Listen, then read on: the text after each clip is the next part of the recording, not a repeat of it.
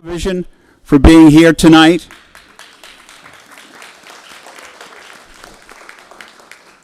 They're going to record this meeting for anybody who couldn't be here tonight, and they record our select board meetings and meetings of other committees and boards in town.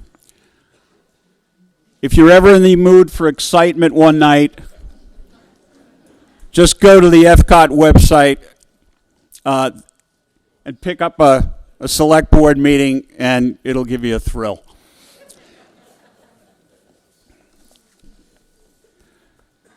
You all received this booklet in the mail. This is our town report. I want to thank Tom Hutchison, our town administrator, and his assistant, Lisa Tarowski. Lisa, stand up. Come on, stand up. They did a fantastic job on this, absolutely fantastic. You'll notice there's a change in format, and there's some very good information in here for, everybody to look at. Hopefully you'll go through it and read some of it. It certainly shows the amount of work that our volunteers on the boards, commissions, and committees do. It certainly shows the work that our dedicated and hardworking staff does in town. So it's very important to take a look at this. I want to thank our Finance Committee and our Capital Improvements Planning Committee. Unfortunately, Jim Bosman is the only one from the Finance Committee here tonight. Jim. The Select Board works very hard with the Finance Committee to try to put a budget together that makes sense and that is basically amenable to everybody. As you know, we have a situation at the state level where revenues are a little short, and we have situations like that at the federal level as well. There may be some funding for community development block grants that aren't coming through. So we have to be very aware of this, not only in this coming year, this coming fiscal year, but also in the fiscal year 2019. So we have to be very careful about the monies that we spend and what we're spending it on. Certainly the Select Board is always interested in making sure taxpayer dollars are wisely spent for the services that we provide.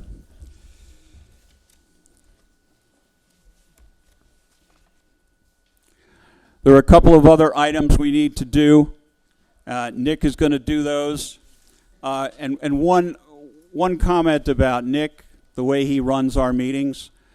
In connection with my job, I see a lot of town meetings.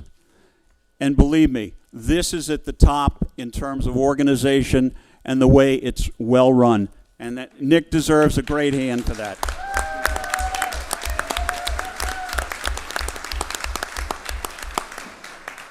So thank you again for being here. All right, we've got the Dave Chichester thing, then we have the Janice Warner thing, and Lynn is going to present that, and then Heidi.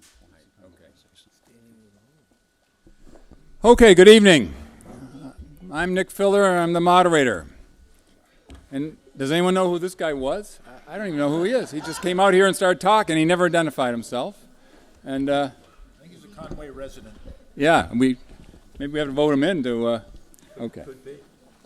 So before we get started and before I declare an official quorum, which is 25, and I think we'll make it, this is going to be a real fast meeting tonight. There's almost nothing controversial. We would normally be out of here by 8 o'clock.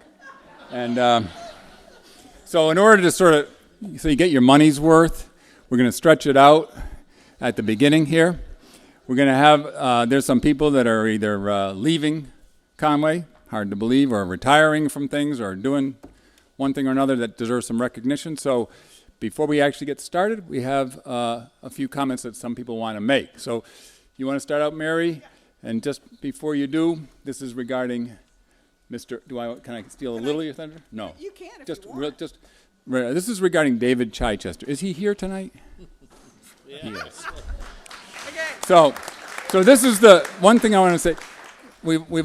Most of us have heard his voice, right? That phone call, and we've many times over the years, and about what happens in an emergency and this and that. And then the tornado came, and of course the phone lines are all out. We couldn't hear Dave's voice. The one time we really needed him. But in any event, Mary has something better to say, I guess. Something remarkably similar. We just want to take a few minutes to recognize Dave because Dave and Elaine are moving to Greenfield in July, and we're going to miss them a lot. I've gotten to know Dave serving on the planning board, and we want to offer our thanks and do a little review of what Dave has done in his time here in Conway. And I think I have a comprehensive list. I'm not sure. But Dave was on the Board of Health from 1998 to 2012. He's been on the planning board, the wastewater committee. He created the town park committee. We all know him from the emergency management committee. By the way, This is Dave. This is the voice. Come over here. Come over here. Speak into the microphone, they tell me.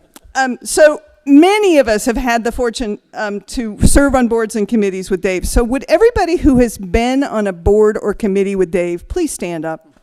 Everybody. Yeah. Oh, yeah, look around. Look around. oh, you poor folks. Look around. All righty. Yeah. Okay. Now, road bowling. Who's road bowled with him? Okay. Now, how about everybody who has ever heard the golden voice of Conway, Dave Chichester, on your phone, stand up, please. Everybody stand up. Stand up. All righty. All righty. All righty. All right, okay. So, we were concerned that Dave was going to be far away and that he would not be able to be adequately in touch with all of us. So we got a special phone. That's a direct line. It's wireless. It's wireless. This is not real. It's wireless. So anywhere you pick it up, you reach Conway. Oh, thank you so much. Oh, wonderful. Thank you. Wait. Here we go. Look. Can you show the phone? Can you show the phone?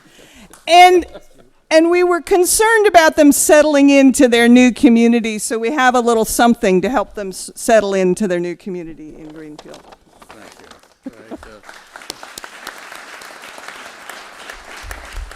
It's not appropriate to make a speech right now, and I'm sorry that Elaine isn't here. But it's been 36 years in this community, and which seems like a long time, but yet it was only yesterday that we moved here. And it was so very special, and it's a very sad occasion for us to have to leave. But we're downsizing, and we're going to Greenfield, but we'll be around. But I won't be calling you anymore. Right, Yes, you will. Thank you. Yes, you will. And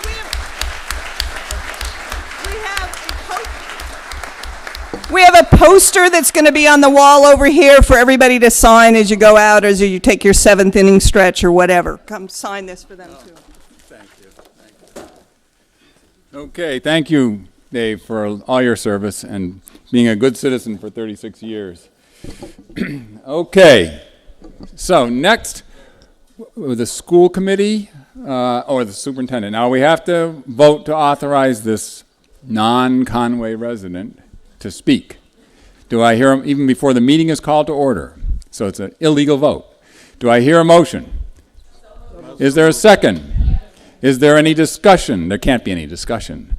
All those in favor? Aye. Aye. Nay? Anyone opposed? Okay.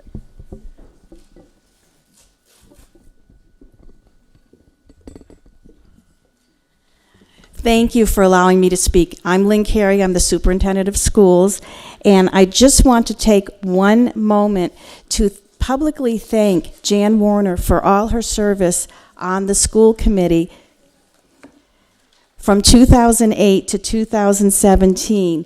And the reason why I wanted to do it here is because there are no more school committees where she'll be on the committee, and she serves the community in so many ways. as well as working for the town. So thank you, Jan, from all of us at Conway School.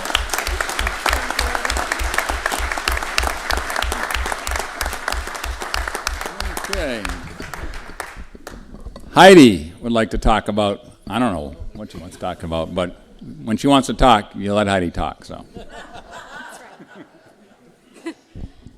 Hi, thanks. I just wanted to talk to you about the 250th, which is coming up in a few 5 short weeks, I think, right now.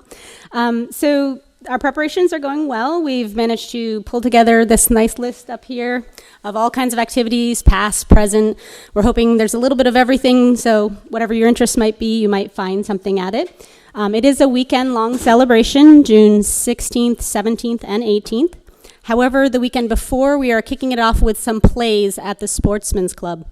So if you haven't heard about it yet, you should check it out. There's flyers out in the hallway. I believe you saw Mike and Joan out there. All you have to do is reserve your spot. Everything is free. So please come and check out those festivities. And if you all are in need of volunteering, like I have been doing this year, we need help for the weekend of. We need volunteers for an hour, a half hour, any amount of time you can give to help with whether it be trash pickup or delivery of something or parking. So if you're able to give any time and you want to, please reach out to us. We have lots of flyers around. So thank you.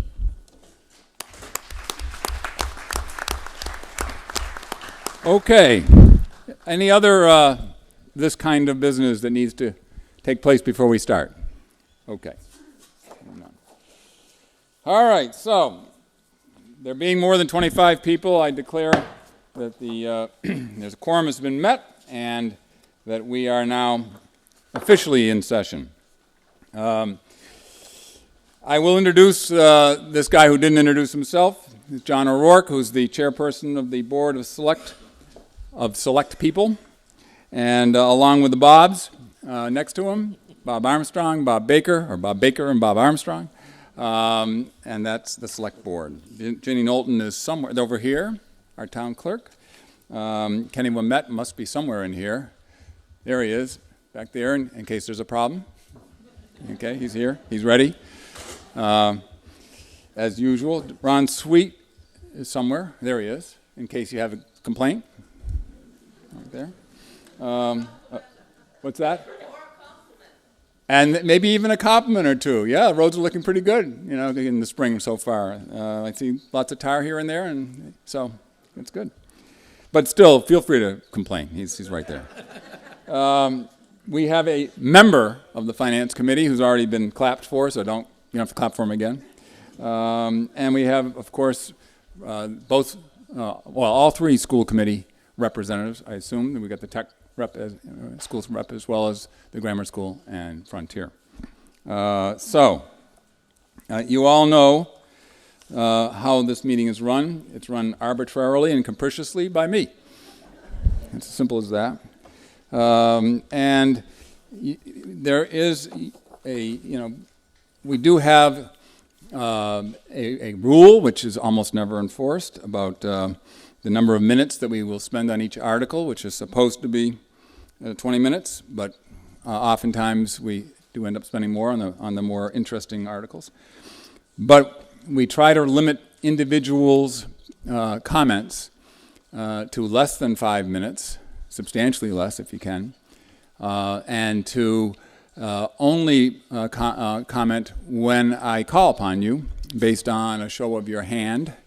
And in this meeting, we've been requested from 2 different perspectives for everyone who speaks to utilize the services of FCAT with these microphones, which they will bring to you. You don't have to go over and get them. It serves 2 purposes. Obviously, it helps for the recording, but even more so, a couple of people who are my age or even a little older have talked about hearing deficiencies, which I can identify with, and this will help immensely, okay? So please, the things we ask is that you state your name. If you care to, you can state where you live to be kind of neighborly, but definitely do that into one of these microphones, which will come to you as I recognize you, okay?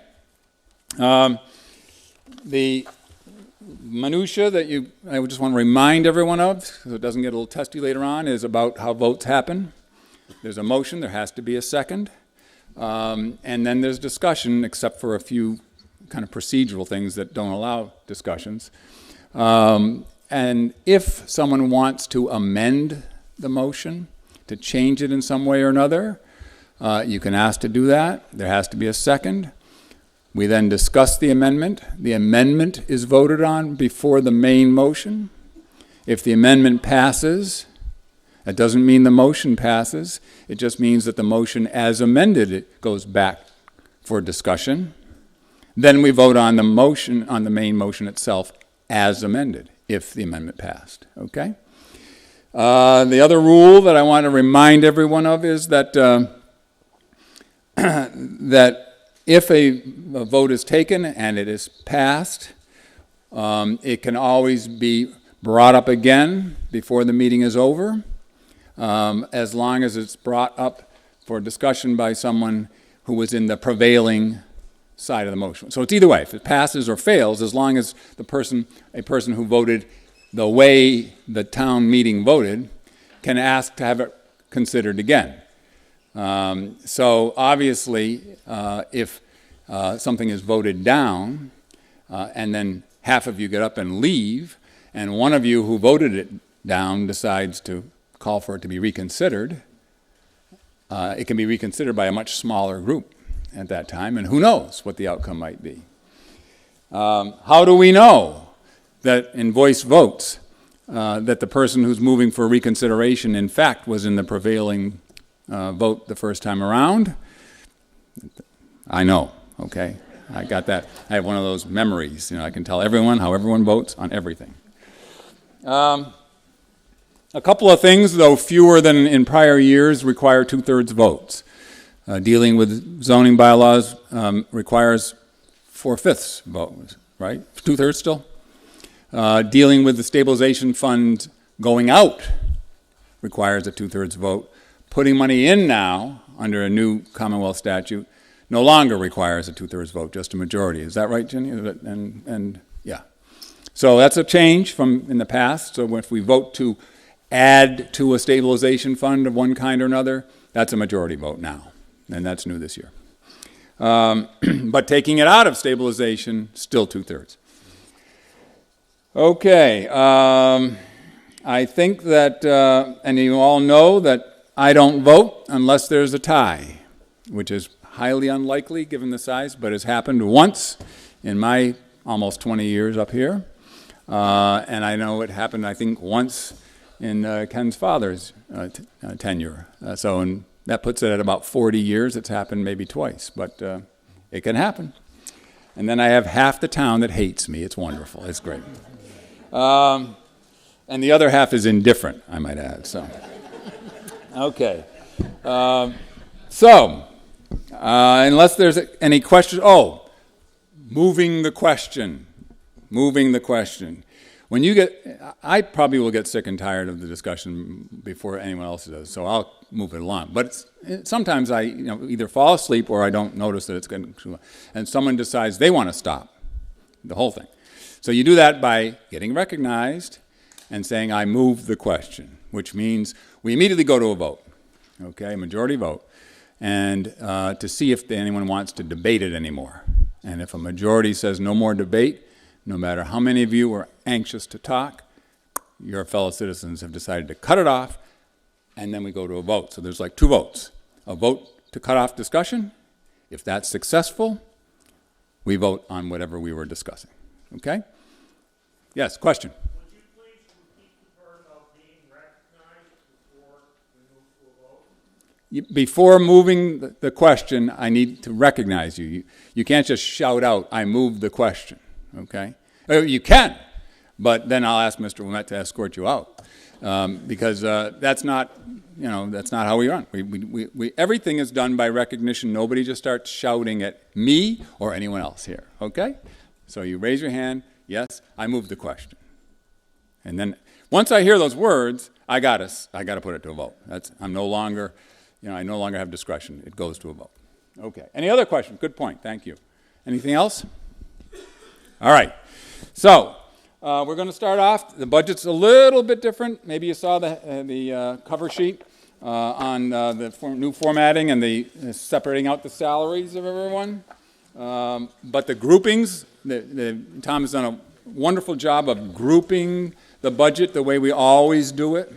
And so we also need to start by waiving the reading. We need to call Jenny up here to read the warrant or waive it. We're going to waive the reading. All those in favor of waiving the reading of the warrant, signify by saying aye. Aye. Any opposed?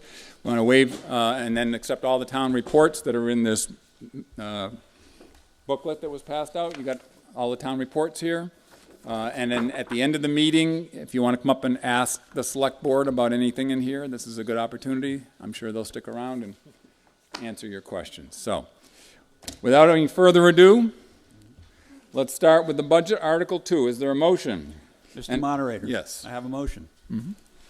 I move that the town hear the report of the Finance Committee and raise and appropriate only by taxation the funds in the second column from the right in Article 2, such sums of money as may be deemed necessary to defray the town charges for the year ensuing. Motion's been made. Is there a second? Seconded.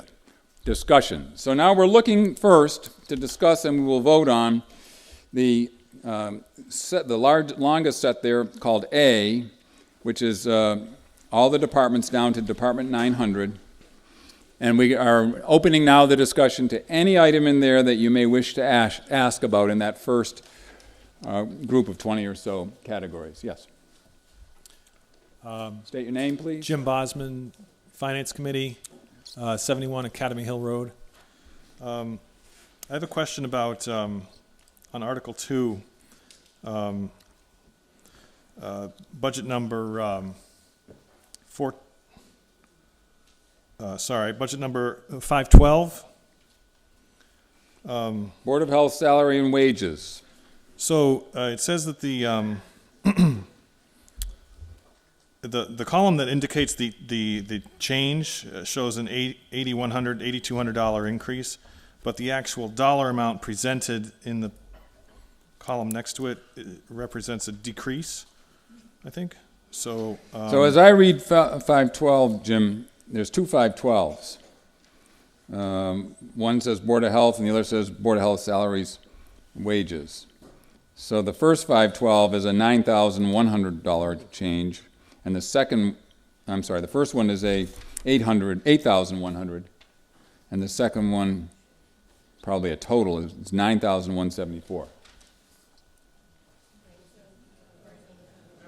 No? Yes, so they're wrong. They're both wrong. my apologies. Yeah. This is the change from 17 to 18. Mm-hmm. This is 17 to 7. This is 18 went to 4. Down. Down 3,000 Okay. something. So Jim is pointing out, if I'm reading correctly, the first 512, right? You see, all see that? Just says Board of Health, doesn't say salary. So Jim's pointing out that in fiscal year 2017, $127,236 was appropriated for the Board of Health. And in 18, the proposed appropriation is $124,597. So he's seeing that as a decrease, but the change column on the far right is showing an increase of $8,194. Is there anyone here that can explain that, or is it just a typo of sorts? In which case, which is the typo? Which way does the typo go? Tom Hutchison, my apologies. This will have been my mistake. The numbers themselves are good. I did a number of changes to those numbers and apparently did not carry those changes over into the last column. I will note that at the bottom, where it shows the total difference of $270,785 for the whole budget, that was calculated using the real numbers and not using the change. So I couldn't apparently keep up with all of the changes as they were happening this year, and but the numbers are good. Okay, so the change column may be off, but the number, it actually is down about $2,800 then, or whatever that difference is, rather than up 8,000. Okay, other, yes? Nick, the two columns. What? The two columns together actually do equal 17,000. So if you put the two columns, the two 512s together and add the 8,000 and the 9,000, they do come out right. You're the professor of mathematics at GCC. What do you expect? Okay. This was a result of the new practice of trying to separate out the salaries for transparency. Okay. All right. I got to put on my glasses to see who's raising his hand. Oh, okay. Yep. I've got a lot of questions about the salary increases. Yep. But since we're on 512, we've got Board of Health salary. That's gone up 22.1%. Can somebody explain that? Do we have someone to explain? Yes, there. Okay. State your name, please. Carl Nelke, Chairman of the Board of Health, Shelburne Falls Road. We discovered partway through the year that the transfer station, but the what, where? 1 inch from your mouth. Oh, 1 inch from my mouth? Okay. Is that close enough? Yeah. Okay, good. We found partway through the year that the transfer station was being staffed by only one attendant at during certain intervals, and we couldn't tolerate just one person being there, so we actually rescheduled, without adding any people, we rescheduled people to be on hand, so that the transfer station is always covered by 2 people, just for safety reason. Okay. All right, Mike, you want to add other budgetary issues in your question? I have quite a few of them. The assessor's salary went up 3.25%. Can somebody explain that? Do you want me to just rattle off and you can... Why don't you rattle off and then Okay. people can respond? I'll do that. So the treasurer went up 2.5%. The town administrator went up 6.9% salary last year. This year went up 12%. We have the information technology. Back in 2013, we voted $5,500 for some computer work, and then there was a $15,000 article for $15,000. And I was under the impression this was kind of like a one-time thing. Instead, it was put on the budget last year for $20,000, which it's ironic the 15 and the 5 add up to 20. And now that budget is $20,000 again this year, and that's up 9%. The town clerk salaries. Last year was 3.5% increase. This year is 36.33% increase. Highway salaries went up 6.16. I already mentioned the Board of Health salaries that went up 22.1%. So I was looking at this, and I went online and I looked at COLA, which is the cost of living increase across the country for rural and urban areas. And last year there was 0% cost of living increase. This year it's 0.3% cost of increase. So when I look at this budget, it really kind of rubs me the wrong way, because I'm in the private sector and I have a business of my own in town, as most of you know, and I would love to give my guys raises like this every year, but it's not possible, or I'll put myself out of business. It's very frustrating when I see taxpayer jobs that the salaries are through taxation go up in amounts like this. It's very frustrating. I'd like to see some explanations for 36.33% and 12%. Our town administrator, I wrote the article a few years ago and submitted it for a town administrator. I thought that if we hired a town administrator, it would pay for himself in grants and things like that, because we saw all these other towns getting grants. Instead, what I see is we had to push the town meeting back, which really I don't like, because we couldn't get our act together on some of the items. We've got a town administrator. Now I understand we have an assistant to the town administrator. Now we have an assistant to the highway department to help with that. Seems like it's out of control, and every year we come to this meeting and nobody questions this. A lot of times you'll link it all together and we'll vote on all of it together. And just frustrated. I think we all as taxpayers need to start looking at this and going over every line item and critiquing it, because I can read it off again, but I think I've got them. I think and I'll it's a call lot. for explanation. I got 141, 150, 159, 161, 422, and 512. Yeah, I got 161. Yeah. Okay. All right. So let's get the answers first to these specific questions. So, yeah. I can speak to that. Do you want to speak to them? Yeah, Okay. yeah. Mike, essentially what we did over the last couple of years, we brought in a personnel expert to go over our salary structure, to make sure that we were in line with neighboring communities. And there were some positions that were underpaid, so we're raising those a little at a time. Specifically on the point of the town administrator, we just renegotiated Tom's contract for 3 years. You'll note that if you look at the research for town administrators in Massachusetts over the last 3 or 4 years, those salary increases have been very high. As I say, we renegotiated Tom's contract for 3 years, and it is in line with competing communities and of size in our area. Okay. Is that an explanation of all of those increases, would you say? Yeah. So did you want to add to that? No, you're okay. Do other individual departments? Yes. Okay, well, you would volunteer. Do you want to speak? Well, we'll start with you. Go ahead. Aubrey Wiley, North Poland Road. These numbers represent the allocation of our tax base. And I'm sure everybody in this room would like to have a 20% raise in their pay. I know I would. And as I understand it, and as it's been explained to me, the increases in some of these pays are these people are moving towards the retirement, and they're going to be basing the retirement pay on their highest pay grade. And in the event that we hire new people, will they begin at these increased salaries? Because this is not, in my opinion, a prudent way to go about spending our tax base. Okay. Does anyone want to respond to that? In particular, the question about whether these are being jacked up to anticipate retirements? Or do you want to stand by your previous comments? Yeah, they're not being jacked up because of retirement. Again, we did a salary survey.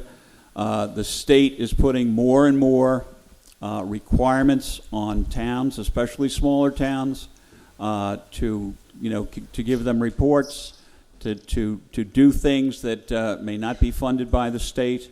To keep up with those requirements, we're trying to keep up with salaries that are competitive. So this is the first time that we've had this level of specificity on salary. It's also the first time we've laid out the salaries specifically. Do you want, as a sense of the meeting, do you want to go through and, rather than take this as a group, do you want to vote each line item on this? Or do you want to continue to discuss it and then vote as a group? All those in favor of breaking it out into individual line items and voting that way signify by saying aye. Aye. Opposed? No. I think it's still a nay. So we'll continue with the discussion this way. Yes. Stand up, please, and here comes the microphone. It's coming at you here.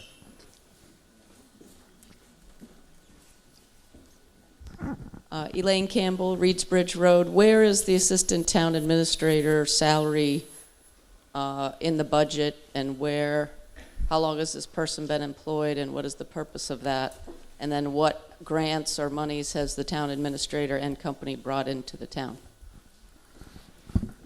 Tom, do you want to answer that? Yes, both my salary and my assistant's salary are in under town administrator's salaries and wages.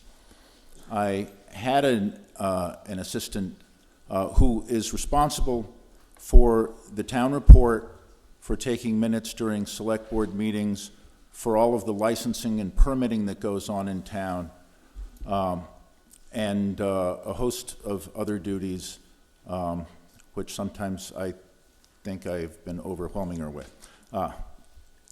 So there are a number of website maintenance being a big part of that as well. I had an assistant who left for a better-paying job at the Franklin Regional Council of Governments.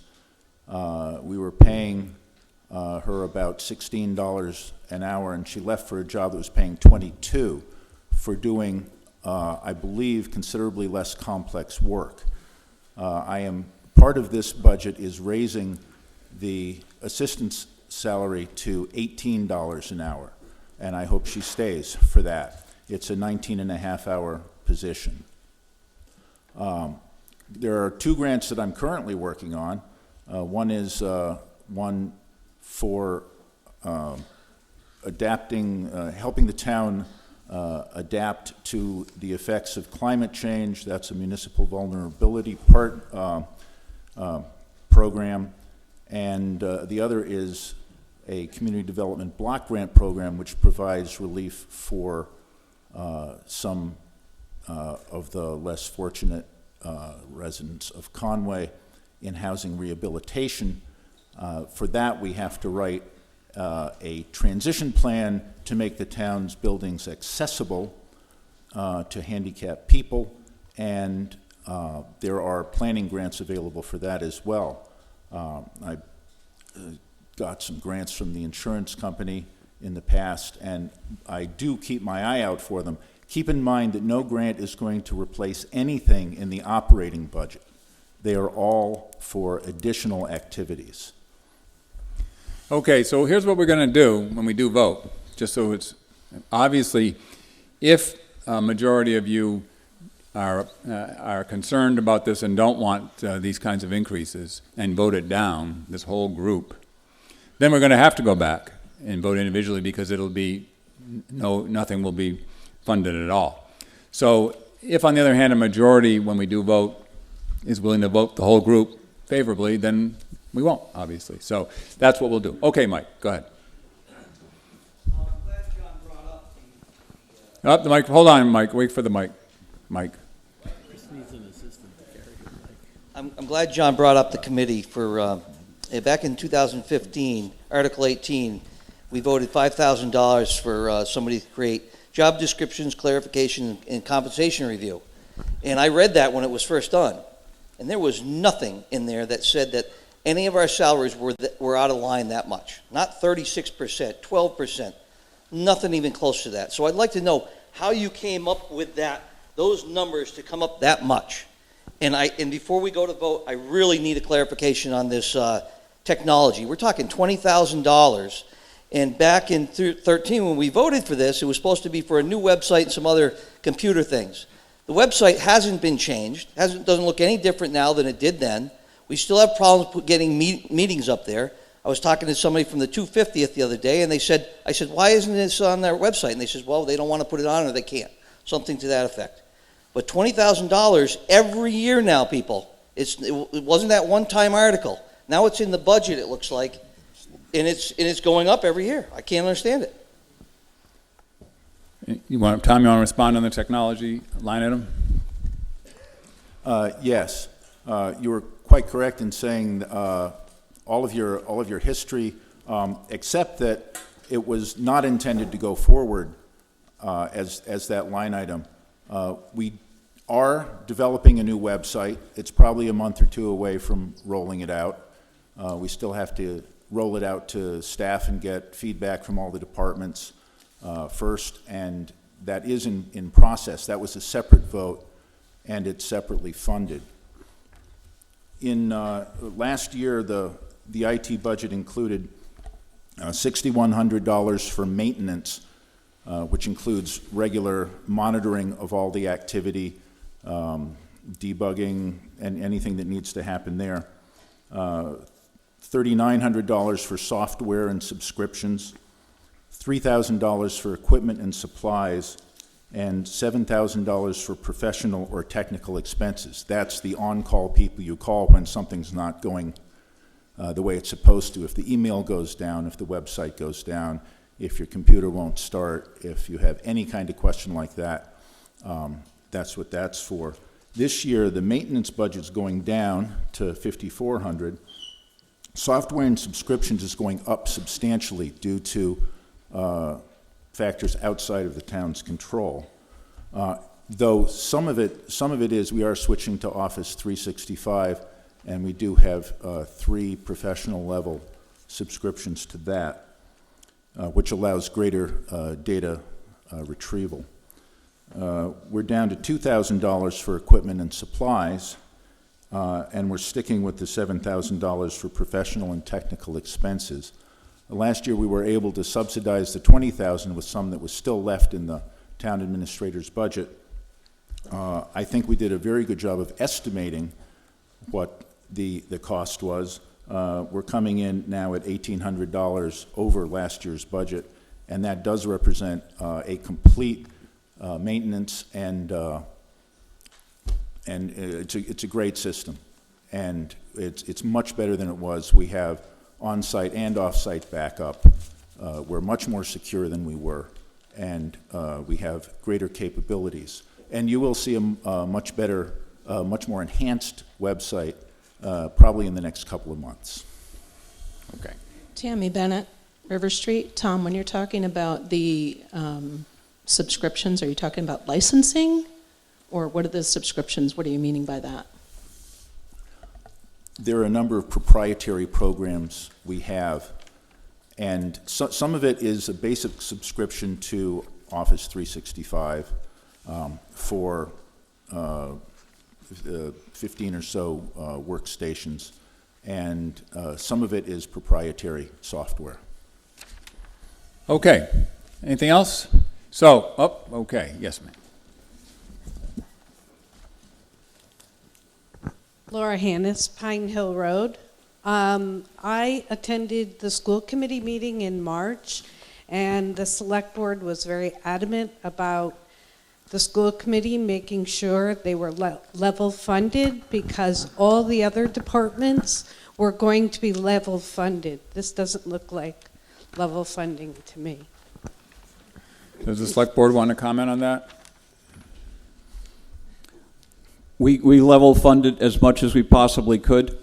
There were, again, things that needed to be in budgets that just required us to have, where our state funding is going down.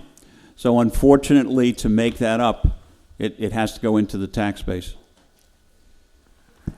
Okay. Okay, I had a hand over here, ma'am. Yes, I'm Lois White. Oh, you got the mic. Okay, good. Sorry about that.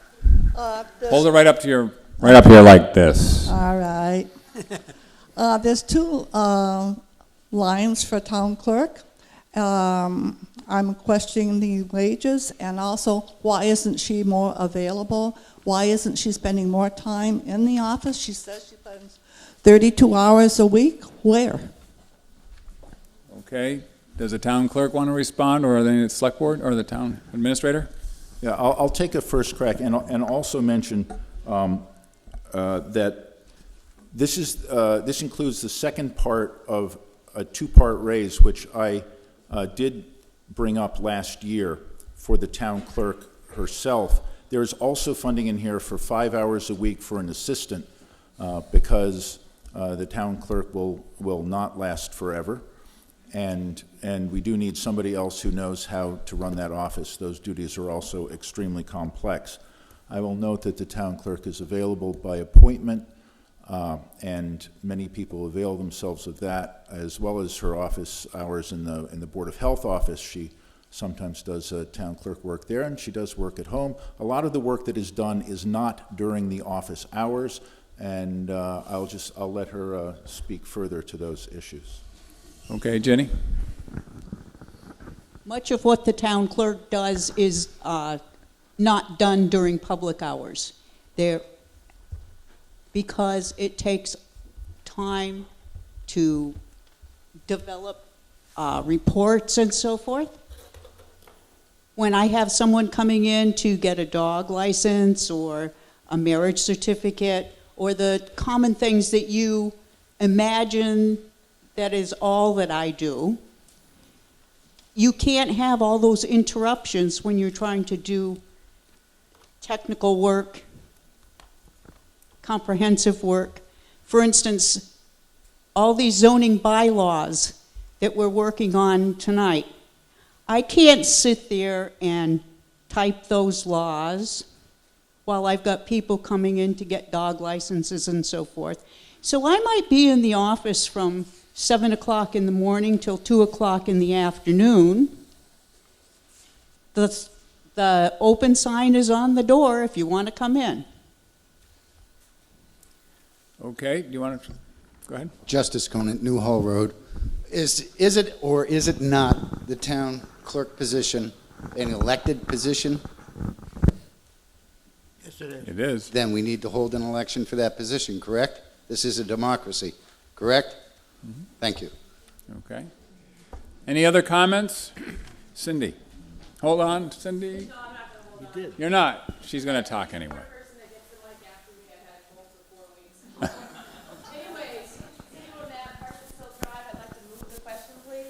All right, the question's been moved, and I'm going to clarify again how the voting will occur once we vote on moving the question. And that is that if you vote yes for this group and it passes, then it passes, all of them. And if you vote no for this group, and then everyone will get a second chance at every item because we got to have some money appropriated for each of these positions. And you will probably be amending, there'll probably be amendments, I would guess, of reduction if the no vote carries. Okay, so the no vote will not mean that the town government will stop tomorrow. It means that we'll be here just a little longer to work out what the specific raises should be. So the question has been moved. Do you want to have more discussion, or are you ready to stop? All those in favor of stopping and voting the way I just described signify by saying aye. Aye. Any opposed? Okay, so that motion carries. We're now going to vote. Does anyone have any questions about the vote and what it means? Okay, all those in favor of all this group as presented and recommended signify by saying aye. Aye. Opposed? Nay. That's pretty close for me. Okay, I'm going to have to appoint some tellers. I need 2 on each side. Pull out your yellow sheets. Let's see who I'm going to get for tellers. These two. Russ. Come on, Russ. We don't want to have any arguments between husband and wife. Over here. Who's my volunteer? We got one right here that I just volunteered. Peter, and one more? One more teller on this side? Yes. Thank you. Okay, all those in favor of the budget as presented, hold those yellow cards up high until the tellers have counted you. Both tellers.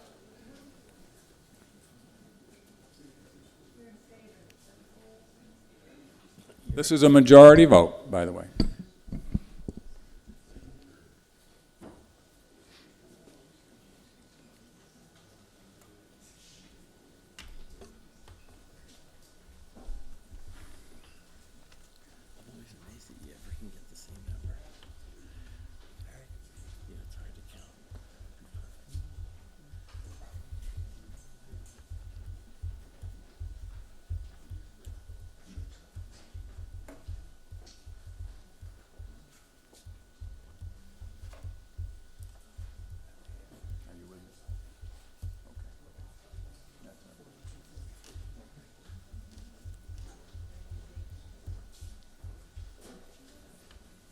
Okay, this side can relax. Okay. Duke it out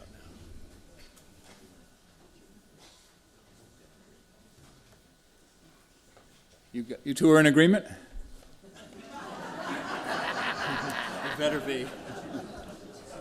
Whatever you say, dear.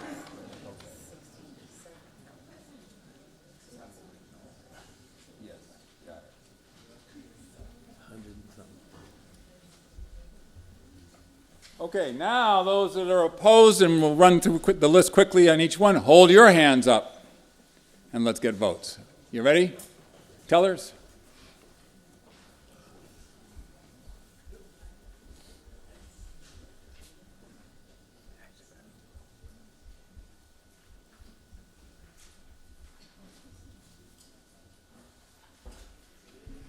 So we had 109 voting in favor. So let's see how many vote opposed.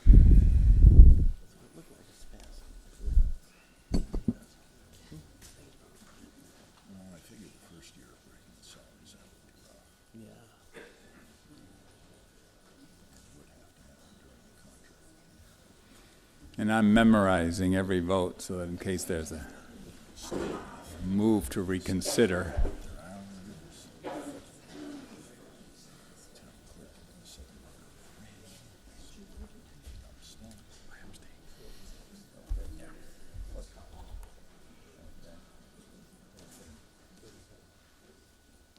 That's about 75.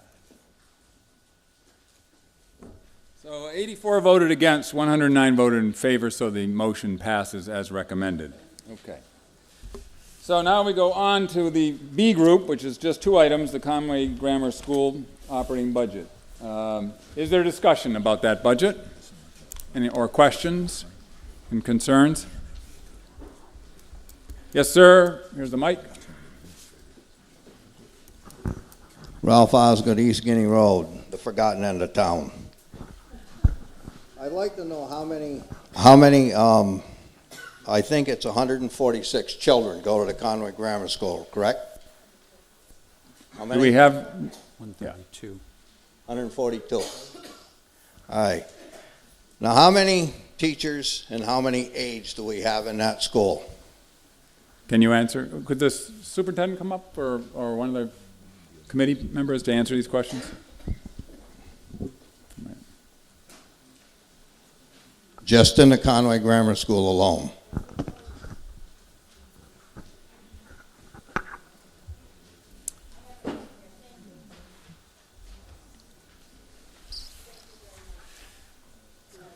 Here, is there a mic that? There are 53.7 staff members. Of that number, 14 are classroom teachers, one is a principal, one is the admin assistant. We have 0.3 art teacher, 0.8 music teacher, 0.8 PE teacher, 0.20 Spanish teacher, one reading specialist, one math specialist, one English language learner teacher, 2 special ed teachers, 24 admin assistants, or instructional assistants rather, 1 speech and language, 0.3 physical therapy, 0.7 occupational therapy, 0.4 counselor, 0.6 school psychologist, 1 library media specialist, 1.6 custodians, and 1 nurse. Are there additional questions for the superintendent while she's standing and has the mic? Way in the back. And can we hold on just for a second? Be right there.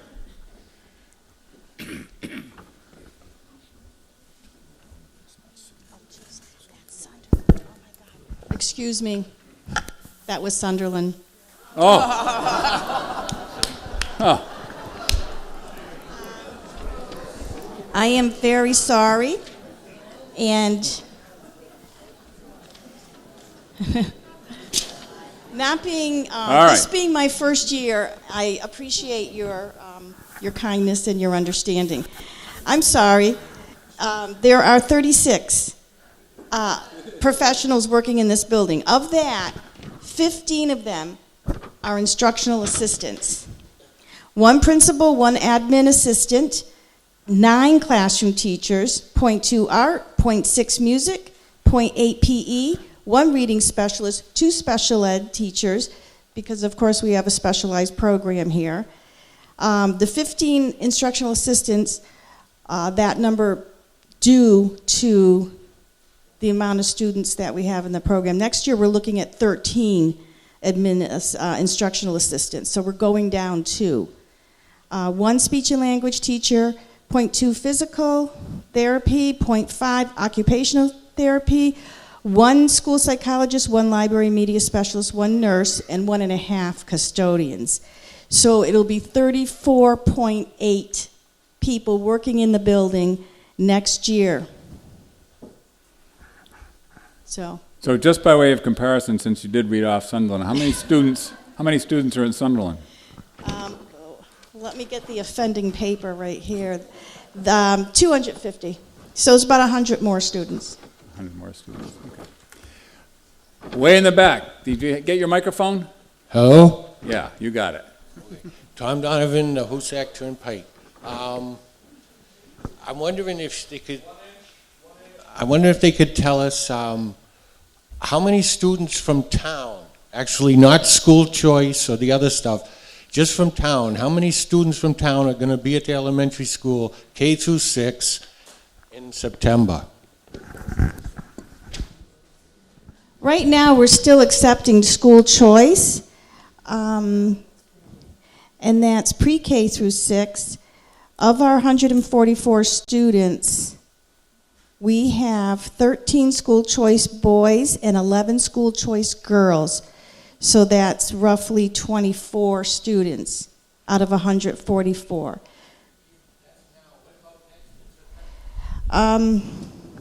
We don't know. We're still, yeah. Okay. We don't have the kindergarten, Don't know we don't yet. have the preschool.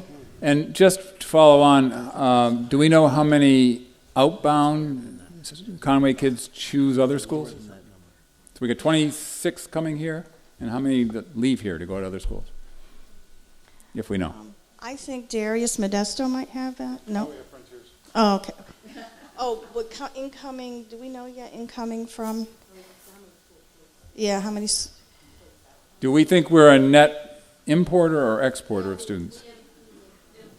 Import. Okay. Other questions of the superintendent or any of the school committee members? None? Ready to vote? All those in favor of the budget as presented signify by saying aye. Aye. All those opposed? Nay. Okay, it passes. Frontier. You can remain standing, maybe. Frontier, is there discussion on the Frontier line items? Any questions for the superintendent or the school committee for Frontier? I see none. Ready to vote? All those in favor signify by saying aye. Aye. Opposed? It passes. The technical schools? Any discussion on the technical schools or questions for the technical school representative? Okay, ready to vote? All those in favor signify by saying aye. Aye. Any opposed? It passes. And Superintendent, thank you. If you want to leave, you can stay, believe me. Just to stay? Oh, okay. Can I make a motion that we move Articles 7, 8, and 12 to the front, please? Okay, the motion has been made to move these other related articles or articles that involve the expertise of the superintendent. 7, seconded. And what are they again? 7, 8, and 12. We'll take them all as a single vote. All those in favor of moving them forward, you're not approving them, just moving them up for consideration now to facilitate the superintendent's schedule so it doesn't have to stay here till 1 o'clock in the morning like the rest of us are going to stay here till. Signify by saying aye. Aye. Any opposed? Article 7. Is there a motion? Mr. Moderator. Wait for the motion before you second. Go ahead. I move that the town transfer $50,000 from free cash to the Conway Grammar School capital stabilization account. Okay, this is a transfer from free cash to stabilization. It does not require a 2/3 vote because it's from free cash and because it's to stabilization, but now that stabilization no longer requires 2/3, it's just a majority vote. There's a second, I already heard. Is there discussion? Mike? And I appreciate it. How much free cash we got that we're going to spend tonight if we approve all articles? We have about $205,000, of which in this warrant we're spending about $204,500. So we're essentially spending in the free cash and then adding to it also, or not? No, we don't add to free cash. That's right, it's whatever in it's the okay. town meeting. All right. Any other questions on this Article 7? Yes, ma'am. Here it is. Hi, Tammy Bennett. What are we moving this money for in Article 7? Someone want to answer? Yeah.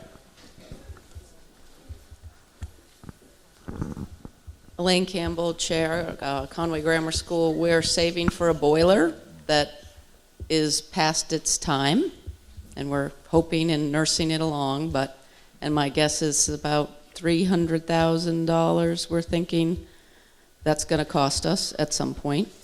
And we have some infrastructure systems that we're nursing along that we've duct taped together, but we know there's some other big expenses. What was the other big one? Not something like the boiler. Oh, the HVAC system also is, that was the other big one. And maybe the septic. So all those things that none of us in our households want to go, but these cost a little more with the school budget. So we're trying to prepare so it doesn't hit us in one fell swoop. Okay, thank you, Elaine. Any other questions? Yes, right here, Bob. How much do we have in free cash right now? I mean, excuse me, in your account as of today? The stabilization, their stabilization. Do we know what, who would know? Do we know what the stabilization fund account is in the school? Yeah.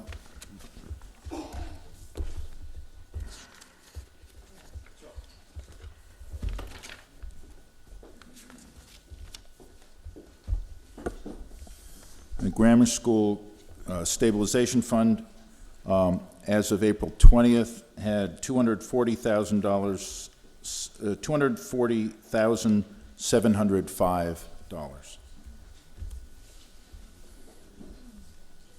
And I'll note that this $50,000 is for adding to that stabilization fund. The next item is actually spending money from it for particular purposes. Okay. Other questions of select board, superintendents, or school committee? Ready to vote? All those in favor signify by saying aye. Aye. Opposed? Carries. Article 8. Mr. Moderator, I move that the town transfer $35,000 from the Conway Grammar School Stabilization Fund for capital expenses for the Conway Grammar School. Motion's been made. Is there a second? Okay. This is a 2/3 vote. It's coming from the stabilization fund. Okay, discussion? What's it for? Okay.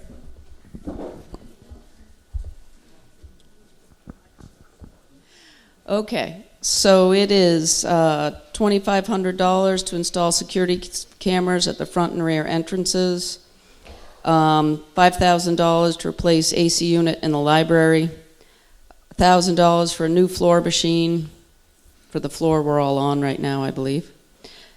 Is it? $2,500 for repair exterior door frames, which is a security issue and weather issue. $4,000 for upgrade floor finishes in classroom 1. I'm not sure, is that preschool? Preschool. Installation of hand dryers in all bathrooms, $5,000. If you see our paper budget, you'll know why we want to do that. An upgrade clock and intercom system, $15,000. And I believe that the intercom system is coming from safety issues. As you know, we do lockdown drills in the school periodically, and the intercom systems are long ago gone. So, so that adds up to $35,000. Other questions or comments? Ready to vote? This has to be 2/3, so it's got to be clearly 2/3. All those in favor signify by saying aye. Aye. Opposed? That's 2/3. Article 12. Mr. Moderator, I move that the town authorize the Frontier Regional and Union School District to use the remaining $17,930.43 of the original $29,555.50, which was originally appropriated in Article 16 of the 2004 annual town meeting for the purposes of repairs to and re-roofing the central office, for relocating the central office to the Frontier Regional Middle/High School. Is there a second? Okay, so you understand this is a repurposing of these funds from roof to moving administrative offices. Is that a fair summary? It is. Of the specific amounts that were actually appropriated for the roof repairs last year. Discussion? Further discussion? Ready to vote? All those in favor signify by saying aye. Aye. Any opposed? Majority vote passes unanimously. Now back to Article 3. Yep. Article 3. Is Mr. there a Moderator, motion? I have a motion.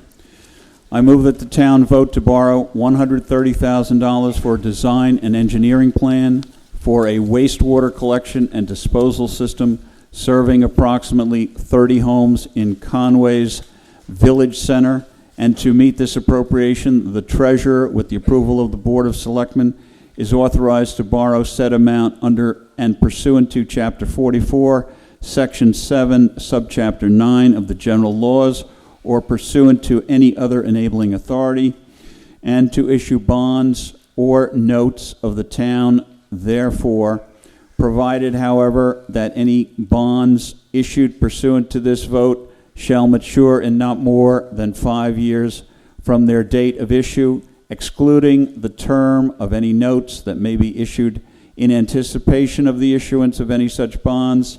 Such borrowing be contingent on the passage of a Proposition 2.5 debt exclusion ballot question. Motion's been made and seconded, and we understand that this will be a 2/3 vote. Mr. Lesser.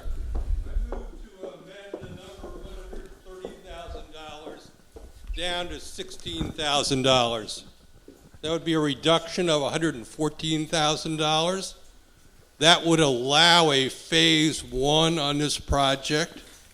Phase 1, a district could be established. Right now it's unclear what homes potentially would be served. It would allow a more definite cost of this project. Right now, it's kind of a wild estimate. It would allow hydrological studies to be done to see if it's an appropriate site on the Rose property. I don't think we should design a system until it's clear that the people in the center of town will sign on to this system. It's based on 30 people, and right now we don't know how many people actually would be willing to sign on. So it makes no sense to me to design a system until we have people who are going to participate in the system, and that's clear. And if we go through phase 1, we'll have that information at the next town meeting when we come back. Okay, the motion has been amended, or proposed amendment, to reduce the $130,000 number and it down to, was it 16,000. And would anyone like Mr. Lesser to read the whole motion as amended, or do we want to just talk about the $16,000? 16,000. Mr. Second, yes, I need a second. Do I have one? Okay. What? Mr. Recor has seconded it. Mr. Strugowski, would you like to speak to it? We're talking about the amendment now, the 16,000, not the overall idea, but just the reduction. Can I talk about things in general? Yeah, go ahead. I'm the perpetrator of this crime, I guess. Hey, I'm the perpetrator of this crime, I guess. The dilemma I have is Tom would like us to have a good sense of the people that would sign up. We have said that we'd like to do it on a volunteer basis. I really think that the people that are going to sign up need to know if the town is going to support it. And by support, I mean, are they going to participate in helping pay for it? If the town puts no money into this, the cost sheet that I gave you for the user would probably double. So it'd be like $2,000 a year. If the town participates, it'll be closer to the $800 or $900 that I put in that one scenario. So I think if I go out and ask the people, if the town's not going to participate, are you going to sign up? They're going to say, probably not. And I think the opposite would happen. If the town paid for everything, they'd have their hand up immediately. So somewhere in there is this sweet spot. And we really need to get to that sweet spot. We need to know somehow if you are even interested in supporting this project. 3 years ago, you gave us money to do the study. We've been working for 3 years. We finally got a bid from Ty and Bond. There are 2 representatives here that can answer questions if you'd like to understand what they're proposing. Tom is right. It's a phased project. after we do some geological work on the site, we have to dig some deep holes and do some measurements to determine elevation of the mounding. It's called a not a groundwater discharge, a mounding analysis, where when you put a lot of water in the ground, the water table comes up. So you have to take that into account because you have to have 4 feet of clearance from the new water table to the leach field. So that's the kind of work that Tom's talking about doing. And then we will try to better define the service area and come up with better costing, because the cost is significantly affected by what we learned from the property. The property was dug on in 1970, the first time the town looked at putting in a sewer system. It was looked at when Greg Rose was going to sell it or put houses on it, and we looked at it again for senior housing. So the holes have been dug 3 times, but we have to dig in the right locations. So we have to do that. Tom's right, that we'll get slightly better numbers, but I don't think we'll get any closer to knowing if you want to do it and if the people want to participate. And that's sort of my dilemma here. Okay. Tammy Bennett, River Street. So I'm suspecting, and you can correct me if I'm wrong, that my house might be one of the houses that would be affected by this. Yes, definitely. And I don't believe that I've ever seen any kind of a questionnaire come through on it. There was an income survey sent to the whole Income town. survey, but not whether or not I would be interested in That it. may be correct. So I just want to say right now that with what I have at my home, I would not be wanting to sign up for this. Just saying for me. Right now, I have a good system. I don't even know if I could afford to connect to what we want to put in. That's a concern. Okay, other comments? Mike? This was asked at the town meeting the other night, and I was kind of astonished. We're only talking 30 households here. And the question, Joe, that I would have asked him was, if the town's willing to build a sewer system, will you sign up? But we haven't even done that. So what Tom's asking, I don't think is very unreasonable at all. And with Tom's recommendation or change, we spent $12,000 already on a study. What is your study proposal for 16 going to add to the project, I guess? I've had it up to here with studies, and we don't get anywhere with them. Okay, other comments? Or yes, right there.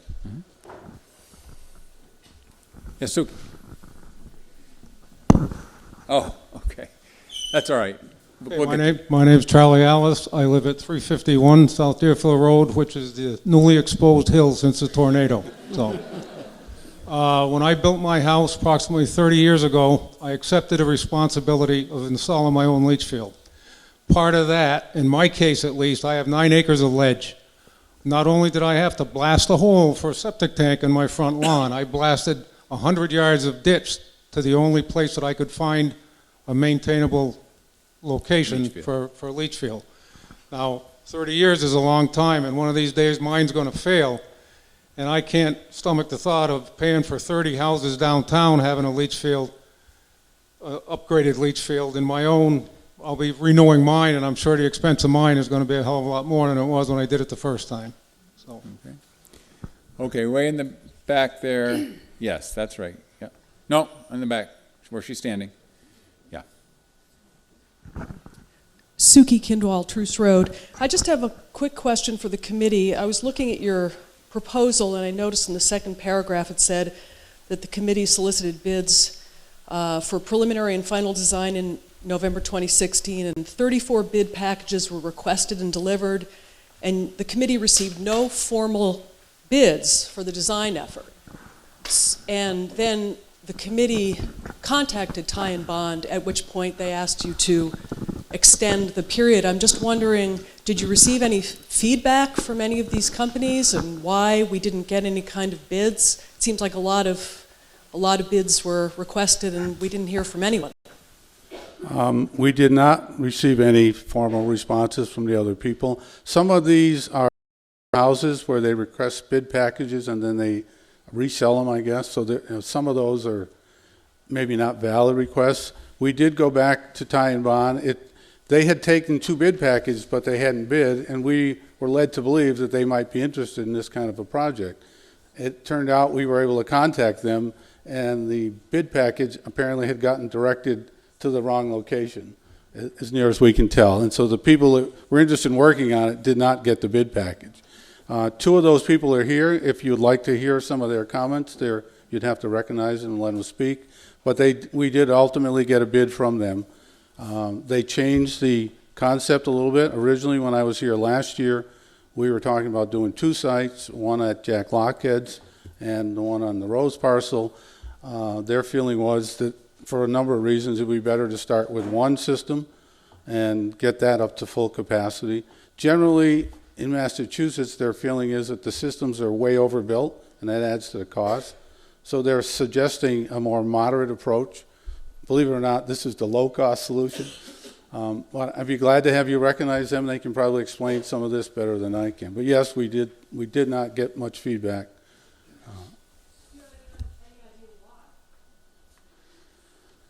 Not really. I don't know if it's too small, or I mean, there seemed to be a lot of interest. A couple of people showed up and we did a walk and they seemed interested, but they did not bid.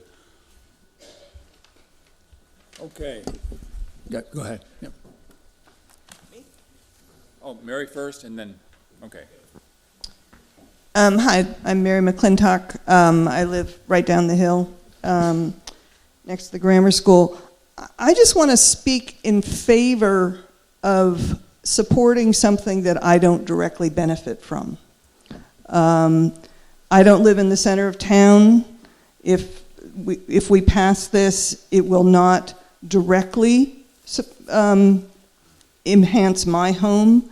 I think it will enhance our whole community. I'm very concerned about the number of septic systems that are along in the center of town near the river, with lots of septic systems near lots of wells. I'm concerned about the health of our community and water quality.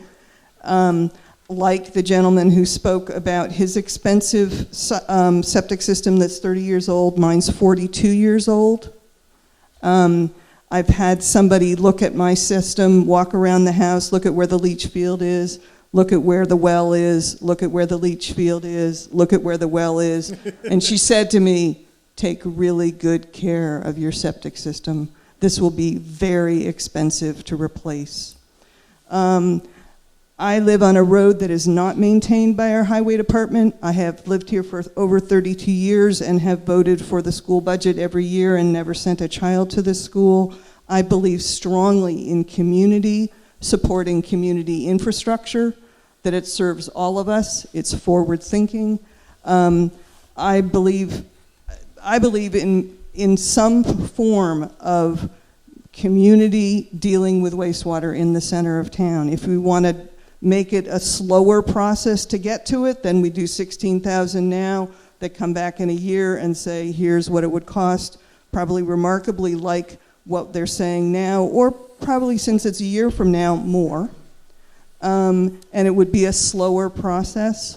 My understanding from hearing from the wastewater committee is that they have had various information sessions, open meetings, not a specific invite every single person in town, but there have been ways for people to have input. I strongly support some form of wastewater system in the center of town. Okay, Paul? Paul Jenkins, 79 Shelburne Falls Road, right across the street from the site. I agree with Mary about how community ought to prevail here. But I have a different picture, since I live right across the road from the property. I have a different picture of what the community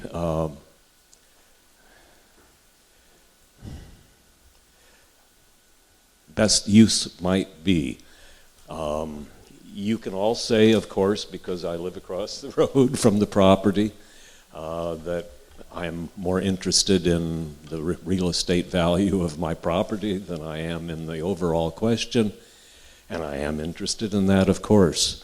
But what I do see from being across the road is that the place has, in a de facto way, become a real center for dog walking in this town.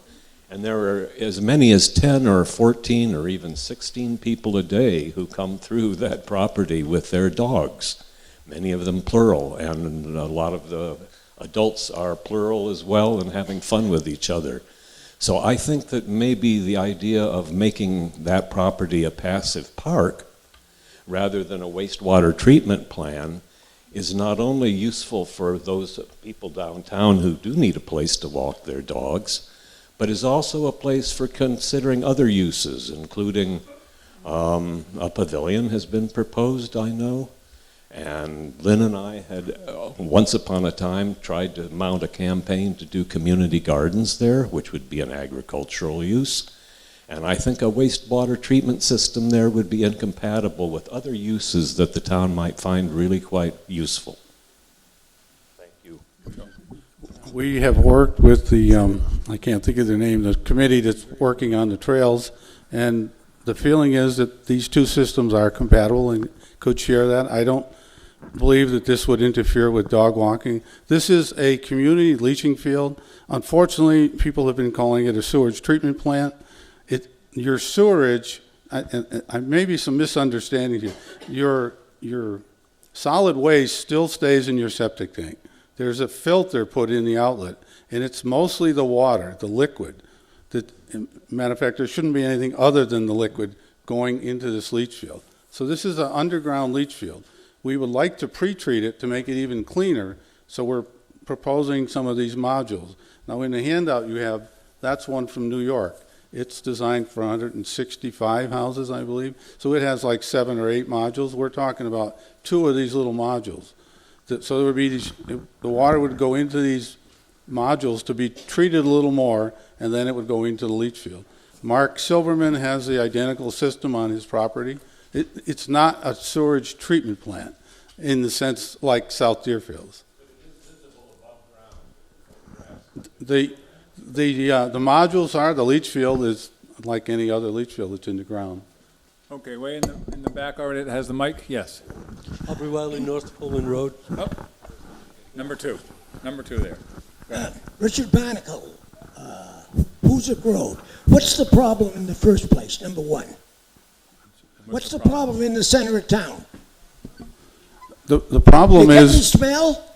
The problem is you have houses that in 1970, the town made an exception. I believe the law was that you had to have your 100-foot separation, but there's a way to override that, and so they were able to put leach fields essentially on top of water supplies. Someday we're going to mess up the water supply. We're going to mess up the groundwater, and then the state will come in, and we won't have any choice as to what we do. All right. That's one of the problems. All right, down in Hoosick Road, we have just as many houses as you're talking about all around the area. Where is our influence going to go? It's going to head down to the Deerfield River, unless we put a field in like you're talking about. Is that what you're going to have to do in every hill in the town? The probability of a problem is more likely in the... The is the same as it would be in town. You have bigger lots. Anybody that built after 79 has a 1 acre lot, or actually 70. Are you having any big trouble? I don't ever hear of any leach fields or any smell in town. Okay. I can't talk anymore. Other comments right here.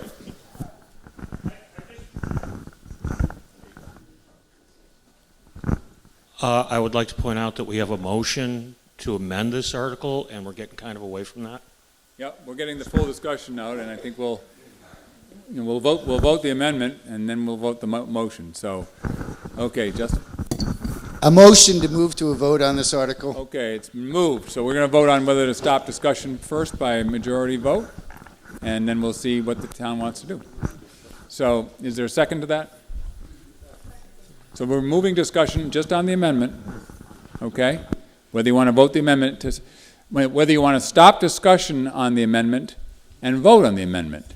Then you'll have a chance to discuss whatever results from that on the main motion, either 16 or 130,000. All those in favor of amending of Tom's amendment to make this 16,000 instead of 130 signify by saying, oh no, I'm sorry. All those in favor of closing the discussion? Aye. Those who want to continue discussion, say nay. Okay, discussion's ended. Now, all those in favor of the motion as amended, or as proposed to be amended, 16,000, signify by saying aye. Aye. All those opposed? Nay. We're going to have to count that one. Okay, tellers?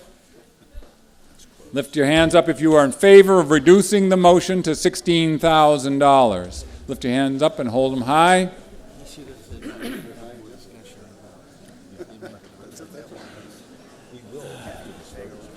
So what are we voting on now? Whether you support the amendment. Okay. Me too. My brother just built furniture, so he can I built furniture. What it's rated for. Oh, it's still borrowing, yeah. And it still would have to obey a Prop 2.5 Yep. exclusion override. I mean, it's getting down to sewer range. That's not really. The head sewer. The head sewer.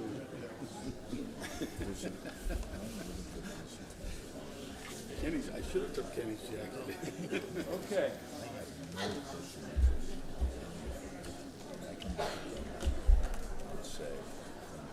You can relax on this side. This side over here can put their hands down. This side, keep them up until I hear from the tellers.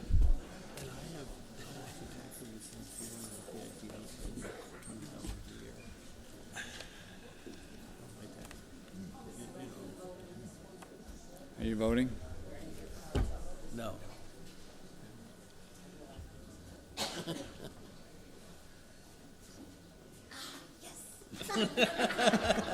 Ooh. How much? You'll have a good night tonight. All those who oppose the amendment and want to go back and hold your hands up. So it's not going to pass. Those opposed to the amendment. You can.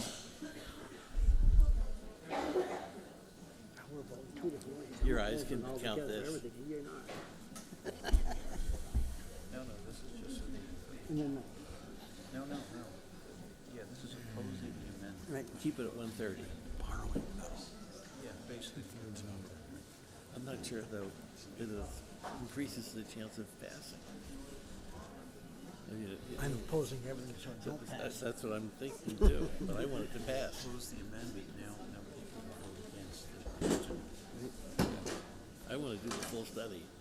And you, I mean, it's interesting that. So 119 people wanted to amend it down to 16. And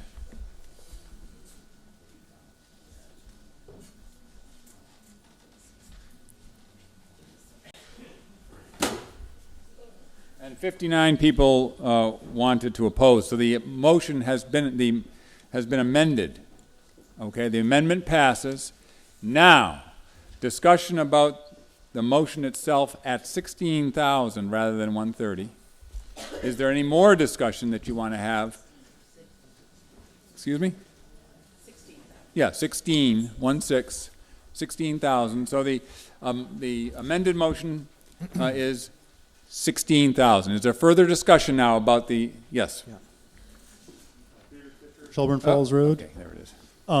Whatever phase we're at, I just wanted to put in the same plea that I put in at the pre-town meeting on Monday, which is that the agricultural value of that field be considered in whatever the design becomes. We've all voted to put money towards protecting agricultural land in town before, and I just want to, emphasize my strong feelings that it's quite an asset, that bottom land that we have. So I'm not opposed at all to a leach field there. I just would like for agricultural use of that field to be incorporated in whatever design down the road. Jan? Right there, Jan. No. I'm just going to bring your attention to the detail in this article that we're likely now not going to borrow $16,000. So we'll need to rephrase it. Do you want to make a motion that to amend? Still borrowed? It can be still borrowed if you want. Do you want to make a motion to borrow or take from free cash? I don't know where else you get it from at this point. We're not going to have any free cash by the end of the night. I don't want to make the motion. I just want to bring that to your attention. So we're still authorizing the borrowing of. Yeah. We still got to borrow it because we don't have enough free cash to pay for it Right. otherwise. Okay, so it's still a borrowing motion, still will require 2/3 vote. So, yes. Jim Bosman on the Finance Committee, I mean, we could take this from, like, general stabilization or, you know. That'll require 2/3 vote. As well, yeah. Okay, who's next here? Jan. Janet Shays, I just want to say very briefly that I support Mary's comments. I think the town should have dealt with some kind of proper disposal system for the center of town, probably in the 1970s when it would have cost a lot less. We have to remember that activities happen in the small town. Our festival takes place there. It has a community feel. We like to go to the post office and the library that's there, and that we who value community, those of us who live outside of town, need to help support that. And like Mary, I've lived here a long time and paid a lot of taxes with no children in school, and am happy to continue to do so, provided those dollars are always very wisely used. And in this case, I think this is a wise use. I don't think we should keep pushing the can down the road. There are tanks near the center of town that I understand have to be pumped on a regular basis, and that certainly adds up. We'll maybe hearing another proposal related to the use of that property. It is an 11-acre field, and this proposal would still leave lots of that meadow available for dog walkers and passive recreation, and hopefully some continued agriculture. I also want to recognize the work that Joe Strugowski has done for many years on this, and the other members of the committee. And I think there's only so much sort of negativity that our volunteers can take, and we'll be looking for additional ideas and people doing the hard legwork. So that's just, I think we should go forward with it, only $16,000, and look to having to support this with a shared cost in the future. Okay, Ken, we're met. Joe, I heard you mention earlier that one of the main concerns was to protect the well waters. Is that correct? Groundwater. Has the committee looked into putting in a central water system to those houses, and that would alleviate that problem of any well contamination? No, we haven't. It would not only serve those houses, it would serve as fire protection for the entire center of town. I think what you're proposing is fine. We have not done that. Water, your spouse mentioned parking spaces at the, I mean, people have a whole list of things they'd like to fix in Centertown. More parking spaces, I think maybe a sewer system or a septic system, I'm not sure yet. Some of them apparently want water. There's lots of infrastructure issues. If that's one of your main concerns is the contamination, then if you put in the water, you would eliminate that concern.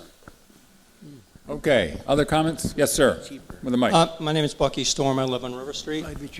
I guess my problem with this whole project is the town has a lot of structure issues. We had the town garage issue. We've got town building issues. We've got school issues. I hate to see funds diversified into a lot of other projects that don't help everybody.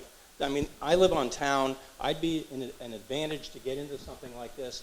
I just can't see everybody else paying for my septic system. I think we ought to spend our money in things that help everybody, not just a few. Okay, other comments? Yes, right here in the green shirt.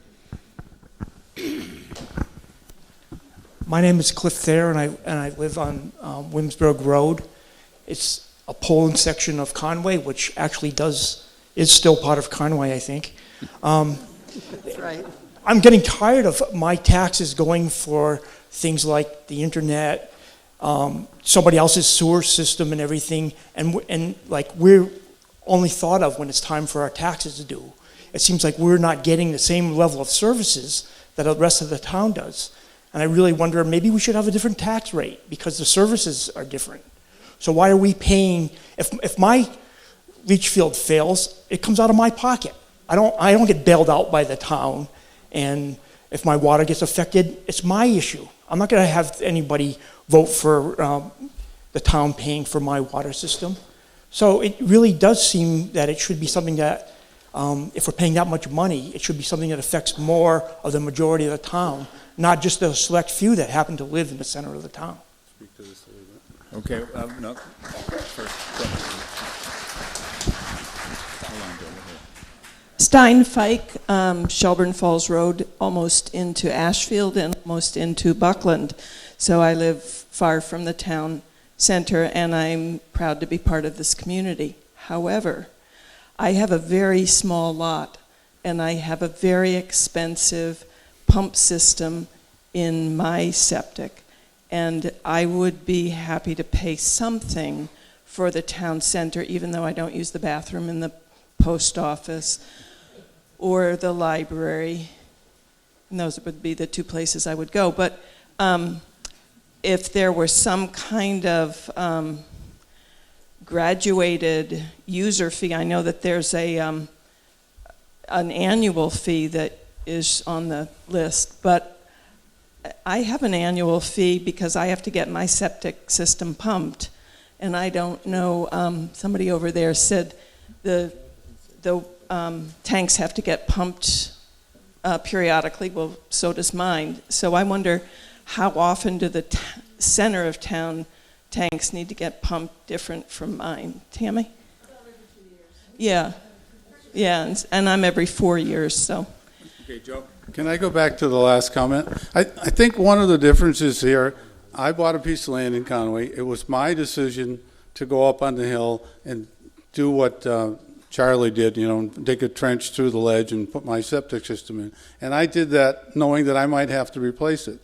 The people in the center of town, many of them were probably here before 1970, when the federal government came in and said, the Clean Water Act is here, you have to do something with all the pipes that run into the river. It took Ashfield many years past that, and finally DEP told them they had to clean up the Ashfield Lake.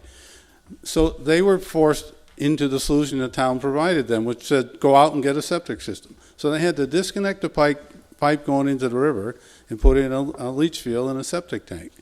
They're on a small lot, and every time their system fails, I think it's going to get more difficult and more costly for them to replace those systems. So I'm hearing from some people they don't really have that option. Ruth's sitting here. She says she doesn't do laundry in her house anymore. She goes to the laundromat. I don't know where the laundromat is, but she's worried about her system. And there aren't a lot of options in the center of town. And I would hate to see us destroy the center of town. If you talk to someone other than myself that's in this business, they're going to tell you the center of town will become blighted. At some point, houses won't be able to be sold for the prices they're currently getting, and values will go down, and you'll have a blighted community. And I don't think any of us want that. So this is an attempt to try and help these people. The people outside the center of town want internet, and we're all excited about doing that, but we're using my tax dollars and your tax dollars to run internet out to somebody who wants to be successful. I want the center of town to be successful, and I don't want them to fail either. So I want both people to be happy. I want the internet on the outside of town and the sewer in the center of town. Okay, right here. I recognize this guy here. Move the question. Oh. Okay, the question has been moved and seconded. All those in favor of ending discussion and going to a vote on this $16,000 borrowing resolution signify by saying aye. Aye. Opposed? Okay, the question's been moved. You ready to vote now? Or you are ready to vote. You just told me you were ready to vote. All those in favor of the motion as amended, $16,000 to allow the town to borrow this for this limited study, signify by saying aye. Two-thirds vote? Aye. Aye. Opposed? Nay. Two-thirds, that's carries. Two-thirds carries on that voice point. Okay, next one. Now we still have to have a ballot vote, is that correct? Still have to have a ballot vote, yes. Oh, ballot vote on this? We still Oh, have because of the to- borrowing. No, is that at town meeting or here? No, it's at the town meeting. No. What do you say? Town meeting is extended until Thursday when there's a ballot vote. Yeah. Not on 16. Still has to be by the. Has to be voted, it has to be voted. So we have to go vote. Hold on, folks. There's a question about whether we actually need a ballot vote on this because of the borrowing. We do. It will happen on Thursday. And that'll be on Thursday? There'll be a ballot vote on Thursday? Yes, okay. You'll have another shot at it on Thursday. Okay, next, that was 3. Mr. Moderator, Yes. I move that the town transfer $100,000 from free cash for the highway garage stabilization account. Is there a second? Discussion about a transfer of $100,000 from available funds to the highway garage stabilization. Discussion? Ready to vote? Oh, I got it right here, sorry. Oh. Now. How much is in that stabilization count already? Tom, how much is in the highway stabilization? Tom, how much is in the garage fund stabilization? We currently have $847.91. 847? 47,000. Okay. Other discussion, comments? Are you ready? All those in favor signify by saying aye. Aye. Opposed? It passes. Unanimous. Article 6. Mr. Moderator, I move that the town vote at the May 2018 town meeting and subsequent ballot to proceed with borrowing for a highway garage, this current vote to be non-binding. Okay, so the motion's different from the article, correct? No. No? It's the same? What article are we on? We're on 4. 5. We're on 5. Oh, that's why I'm reading the wrong article. Article 5. Motion's been made. Is anyone going to second this? Second it. All right. So you want to see what the thinking is here of the town. Discussion. Yes, right there. Connie McGinn, Boyden Road. At the pre-town meeting, it sounded to me as though no further work had been done on this proposal from the last time that we were asked to vote on it, and it was voted down 2 times. And that seemed concerning to me that the town has said no twice, and now they wait a year or 2, and they're just going to bring the same thing and cycle it through again and see if we're okay with it now when we weren't okay with it a year or 2 ago. So that's my comment. Okay. Mr. Recor. I don't know how many Mr. Recors there are in this room, but you're the one I'm recognizing. Yeah, the one in the tie-dye hoodie.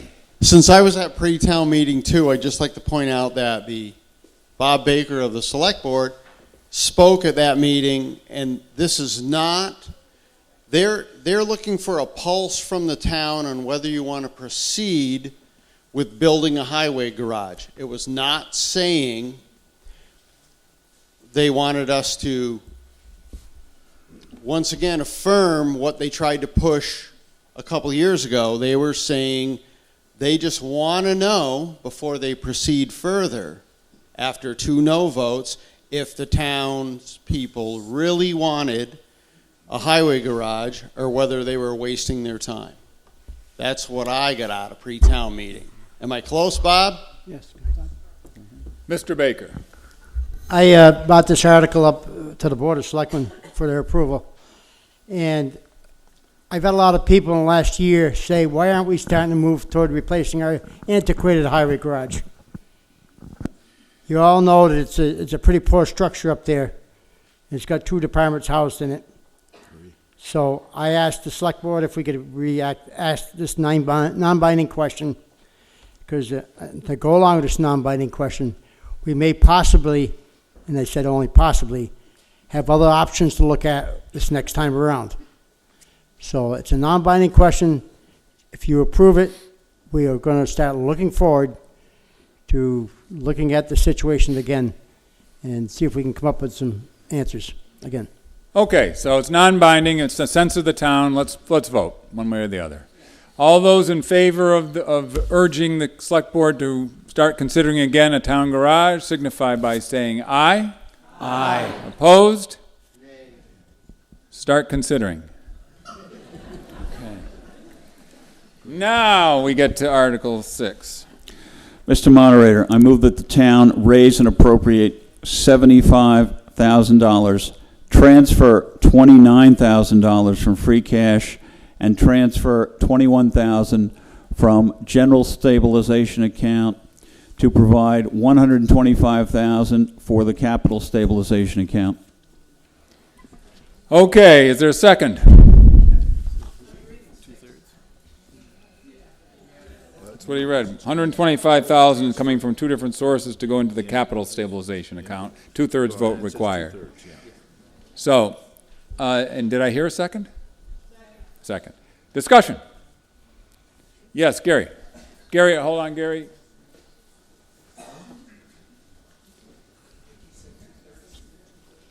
Yeah, because one of the sources is the other. Another. Gary Topman, Bardwell's Ferry Road. Just want to know why. Who's going to speak to that? Why they want the transfers, moving these funds around? Dana, you going to speak to it? Dana Goodfield is going to answer all the questions here. Here he is. Here it is. Dana Goodfield, Bardwell Ferry Road. I should stop in, Gary. I could answer this question, save us all a lot of time.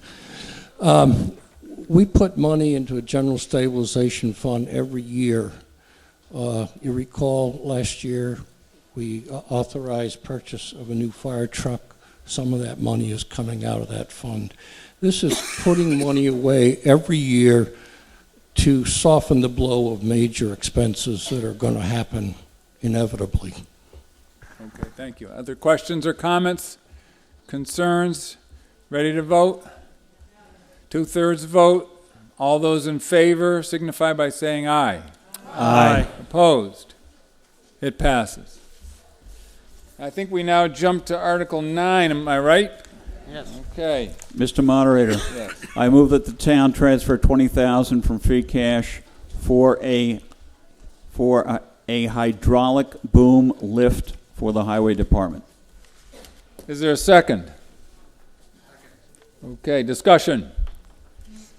Yes. Right there. Oh, it's coming. Your mic. I'm curious about the use of this piece of equipment on the highway department. Okay, where's the... Bring the mic right over to this guy who's about to stand up. Hi, Ron Sweet. This piece of equipment will be used for tree work, building maintenance, and anything else that we need to do up in the air for safety reasons. Tree trimming is not real convenient using pole saws, and hiring tree companies to come in is very expensive, so we're just looking at a way of making it so that our department can handle the type of work that we generally do. Other questions or comments? Okay, way in the back, Ms. Baker. Helen Baker. I want to know from Ron, what will this do to our liability insurance, and is everybody going to be qualified to be in this and run it? Okay, Ron, wait for a mic. I think these mics are worth it. Do you agree? You can hear everyone, yeah. As far as liability insurance, our insurance company covers every aspect of what we do. It doesn't add anything to our policy. And as far as safety goes, there's going to be special training for this machine, and there's actually a special hoister's license that we need for it, so the employees will be trained in whatever licenses needed will be acquired for the people running it. All right. Other comments and questions? Ruth, right here in front. Now, where's a mic? Right here.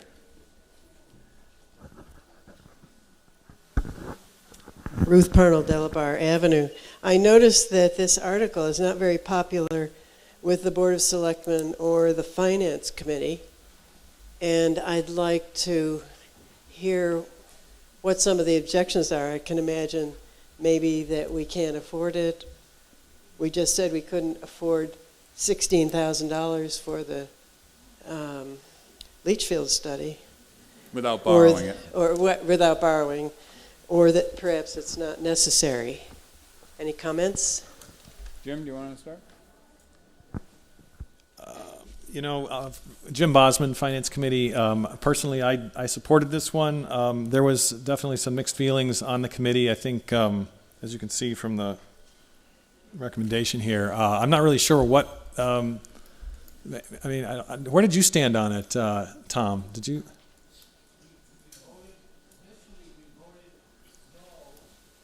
Because Bob Baker was saying that it wouldn't be good for the liability. Then we met with the select board, and Ron Sweet, he gave a presentation, and Bob Baker was there, and at that point, I'm not sure the total, but I know I voted for it. I think the Finance Committee voted it. The second, we were asked to vote on it twice. Second time we said yes. Okay, right here. Go ahead. Malcolm Course, Truce Road.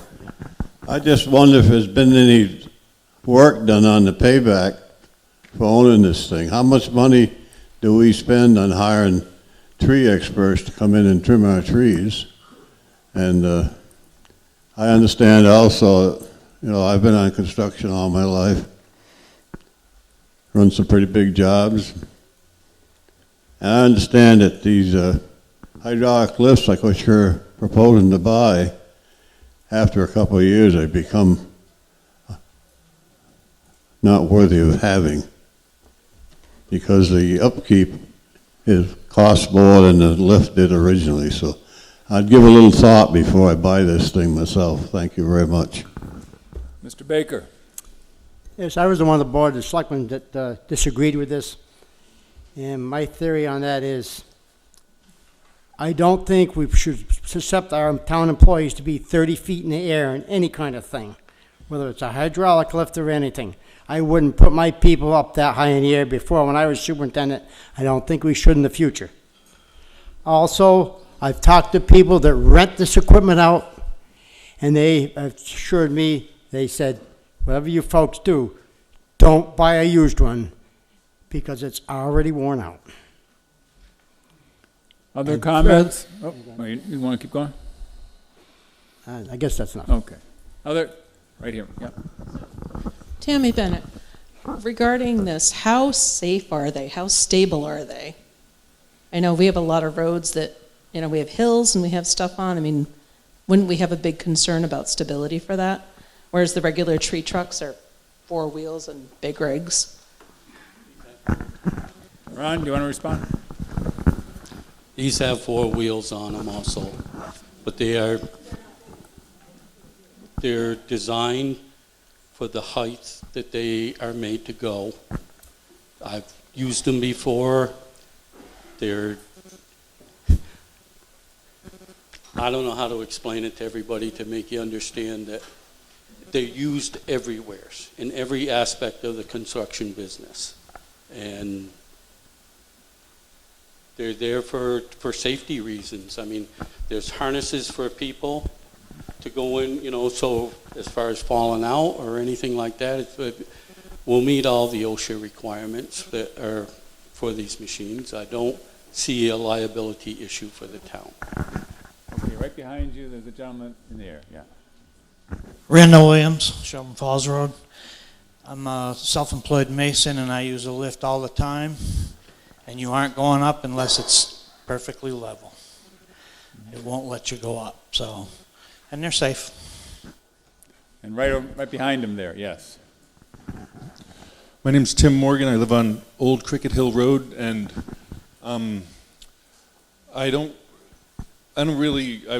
trust other people's judgment whether we need this or any other piece of equipment. But one question I have, and I admit that I'm basing this question on rumor, but I have heard for the last couple of years that we spent as a town about $500,000 on highway equipment that we did not vote on in town meeting. And we're here discussing a $20,000 expense when we didn't get to discuss a $500,000 expense, which I just wonder procedurally, again, the stuff that was bought with that money, I'm not questioning whether we need it. I'm questioning the procedure, why we didn't discuss that when we're discussing this relatively minor expense. Other questions or comments? Ron, you want to respond? The reason we're discussing this tonight is because I'm asking for the town to spend money. The other pieces of what you're talking about, the town didn't have to spend any money other than some money out of Chapter 90 money and some money out of my operating budget to purchase. It was already voted on in them aspects of the budget. Okay, other comments and questions? Right here. This one, right? Yeah, that's right. Elizabeth Stowe of South Deerfield Road. 2 questions. One is this a used piece of machinery and not a new one? And the second one is there any way to say how much would have been saved during tornado cleanup and stuff if the town had owned this? Okay, and Ron nodded that it is used, and do you want to speak to this guesstimate on what it would have helped for the tornado?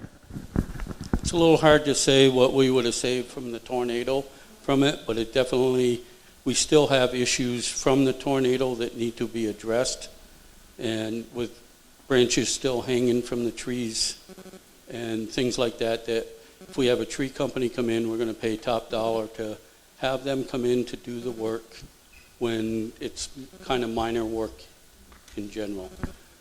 Just so you know that we will not be taking large trees down because we have this piece of equipment. We'll still use tree companies to do the trees that are, you know, large and dangerous. That will be assessed on a per tree situation. Okay, right here. Mike, right behind you. Yeah, there you go. Steinfike, does it need to be under a garage? You know, out of the weather kind of thing?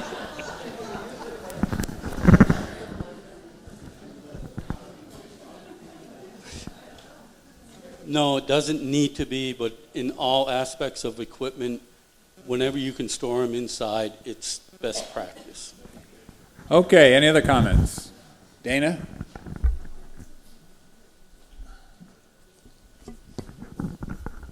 I just wanted to let you know why the capital improvement people voted 4-1 and in favor of this. We kind of do your homework on things like this. And one of the things that became abundantly clear was that from a safety standpoint, the way we're doing some of this work now is dangerous. We have people standing in the back of dump trucks with pole saws cutting branches over their head as opposed to being able to go up in this lift and cut horizontally and not have branches coming down on them. That was a big deciding factor. Okay, Howard? I just have one question. Does this lift have to be inspected annually? And if so, what's the fee? Ron, do you know the answer to that?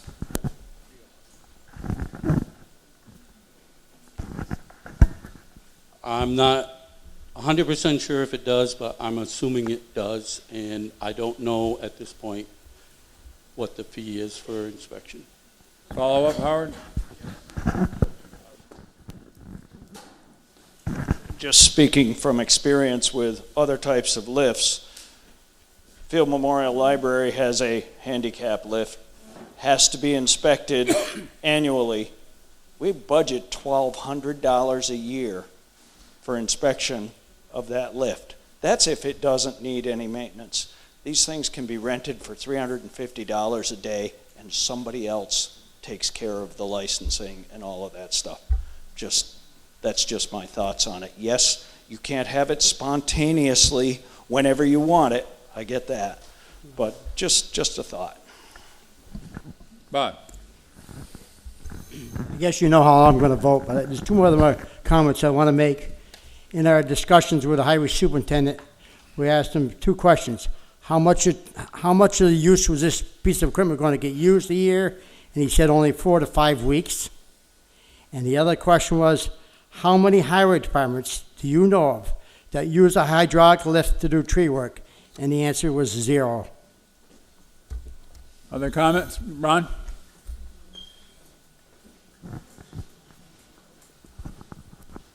As far as renting a machine, you got transportation cost, you got time down waiting for the machine to show up. When you rent something for a day, they don't bring it the day before. It gets delivered the day you have it. You have it for the 8 hours for that day, and then they come and pick it up again either that day or the next morning. So you got, when you're trying to work your crew and the time frames don't work well with rental companies. And as far as, what was Bob's other? No other departments had it?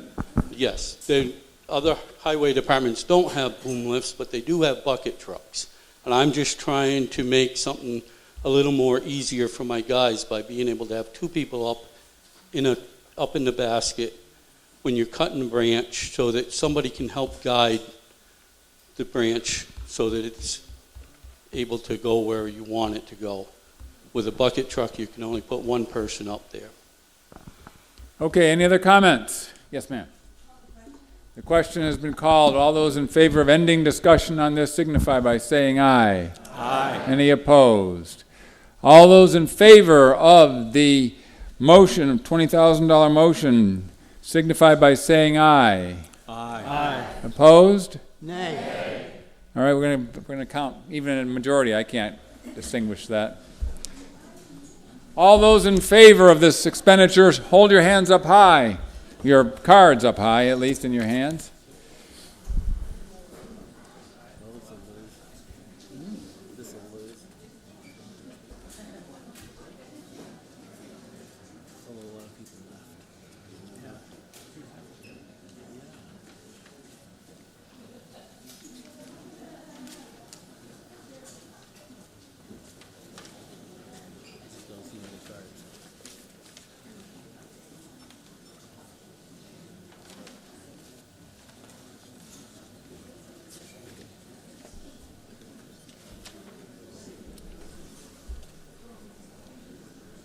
Hopefully everything else moves a little quicker. Should it? I think it should. Yeah, I think it should. 20.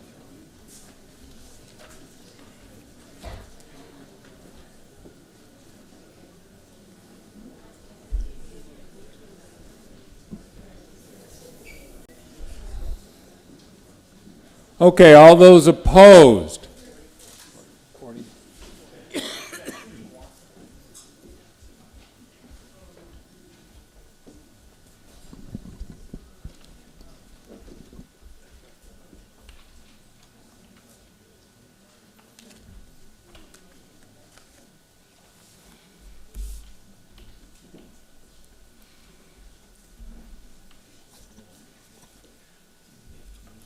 $63 voted in favor, by the way.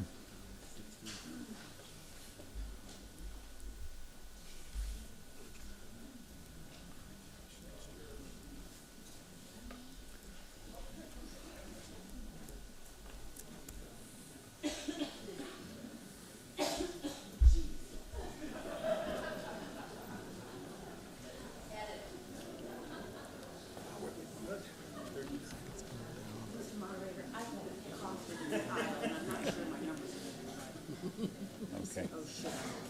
Oh my God. Okay. No, you don't. No, you don't. You did this. No, it's okay. It's clear. Yeah. No. No, it's not close. So somewhere between 90 and 93 voted against. And so it's not close enough for a recount. It failed. The motion does not carry. Article 10, and we're almost halfway there, so we should be out of here by midnight. Mr. Moderator, Yes. I move that the town transfer $3,000 from free cash for hard pack for the town office parking lot. Is there a second? This is a majority vote. Is there discussion? Oh, there is, way in the back. It is Helen Baker. I'd like to know why this is a separate article when we just passed $26,000 for Ron in his budget. Why is this separate from the budget, operating budget? Tom? Originally, this was a request for $10,000 for paving the parking lot, and it got bargained down. It's of course it's more of a building maintenance than a highway function, and it would be in the building maintenance budget if it were anywhere. But it was started as a paving article, and of course we don't have paving equipment, so it could have been put in, but again, it's not an operating expense so much as a single capital expense. I certainly don't want to put $3,000 a year into it, so it's really not an operations item. Other questions or comments? Ready to vote? All those in favor signify by saying aye. Aye. Any opposed? That was a good loud one, but it still doesn't carry, Lorraine.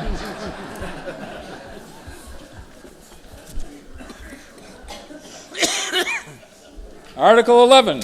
Mr. Moderator, I move that the town transfer $2,500 from the overlay account for the conversion of assessor's software. Motion has been made. Is there a second? Discussion. All those in favor signify by saying aye. Aye. Any opposed? Motion carries unanimously. Article 13. Yes. Could you possibly advise on how we might be able to open up Article 3 again to fund it with the money that we didn't spend from Article 9? Oh my God. So we now have $20,000. I'm asking that we try and figure out how we can fund this without borrowing. So you want to reconsider the $16,000 article? Is that yes. What, and, so if you can advise on how we can make that happen. Well, it depends on how you voted for that article. Were you among those who won that $16,000? Did you vote for the $16,000? I voted nay. You voted nay. Did anyone who voted for the $16,000 want to reconsider to add some of the $20,000? Jump. All right. Motion to reconsider the article. Okay. Up, stand, Joe. Hold on. Free cash. I recommend we fund the article from free cash. We now have $20,000 in free cash. So now you're making the motion that we reconsider Article 3 to see it and amend it to, instead of reading to vote 16,000, you want to add 20,000 to it, or? No. Instead of borrowing. Oh, instead of borrowing, you want to take it from free cash. Okay. Okay. That's what you want to do? Because the cost of borrowing, everyone understand? This is actually pretty straightforward, isn't it? Any more discussion? Is that within the scope of the article? Yeah, I think so. So all those in favor of, I'm going to summarize it, all those in favor of spending $16,000 as we voted to do earlier, but obtaining that $16,000 from the free cash we now have from not voting this $20,000, rather than going out and borrowing for that $16,000, which we agreed to do before. So you're not changing the vote on the 16, you're just changing the method from borrowing to using free cash. Everyone understand? All those in favor? Aye. Any opposed? Okay. All right. You got that, Ginny? For your, No, you can't speak anymore, Jen. No, go ahead. I'm just wondering if now it's dependent on the ballot question still, or does that just negate it? So it's no longer a borrowing, it's just no a... longer. So that ballot question will be invalid. Not a ballot. So you don't, okay. All right. It becomes invalid. Yeah, You you don't can need, we don't spend need the the money ballot you on want or not. Thursday that we were going to have for the borrowing, because we're now not going to borrow, we're going to take 16,000 out of free cash. All right, it'll be on the ballot because they can't unprint it, but we're now going to 13, is that where we are? Mr. Moderator, I move that the town transfer $32,621 from the ambulance receipts reserve account for operating expenses for the ambulance department. Second. Okay, did we miss 11? Did I miss 11? 12 we did, I know that, but what about 11 for the 2,500? No, we did it. We sailed through that one, right. Okay, I have it checked, so 13, 32,621, ambulance department. Is there a second? Is there any discussion? Hearing and seeing none. All those in favor signify by saying aye. Aye. Any opposed? Article 14. Mr. Moderator, I move that the town transfer $5,000 from the overlay account for the next recertification of property values. Is there a second? Discussion. All those in favor signify by saying aye. Aye. Opposed? It's a vote. Article 15. Mr. Moderator, I move that the town transfer $2,200 from free cash for local library operations and expenses. Is there a second? Discussion. All those in favor? Aye. Opposed? Passes unanimously. Article 16. Mr. Moderator, I move that the town transfer $452 from free cash to pay an ambulance bill from a previous fiscal year. It's been moved and seconded, and you specifically didn't mention $452. You did? I missed that? You missed it. Okay, so we are going to strictly enforce the 20-minute rule on this one. Okay? So, let's get started. All those, discussion. It's going to take time to move the question. No, I'm not going to hear that. All those in favor signify by saying aye. Aye. Any opposed? Article 17. Mr. Moderator, I move that the town transfer $91 from free cash to pay a town clerk bill from a previous fiscal year. Moved and seconded, $91. This is a 4/5 vote. So I have to tune my ears carefully and calculate this. Is there discussion? All those in favor signify by saying aye. Aye. Any contrary minded? I saved that contrary minded for ones where I really don't want a single contrary vote, because it's 4/5. Unanimously passes, Jenny. Article 18. Mr. Moderator, I move that the town appropriate or reserve for later appropriation monies from the Community Preservation Fund as recommended by the Community Preservation Committee and as printed in Article 18 of the warrant. Second. Okay, so if you look at your warrant, you'll see various lists, A, B, C, D.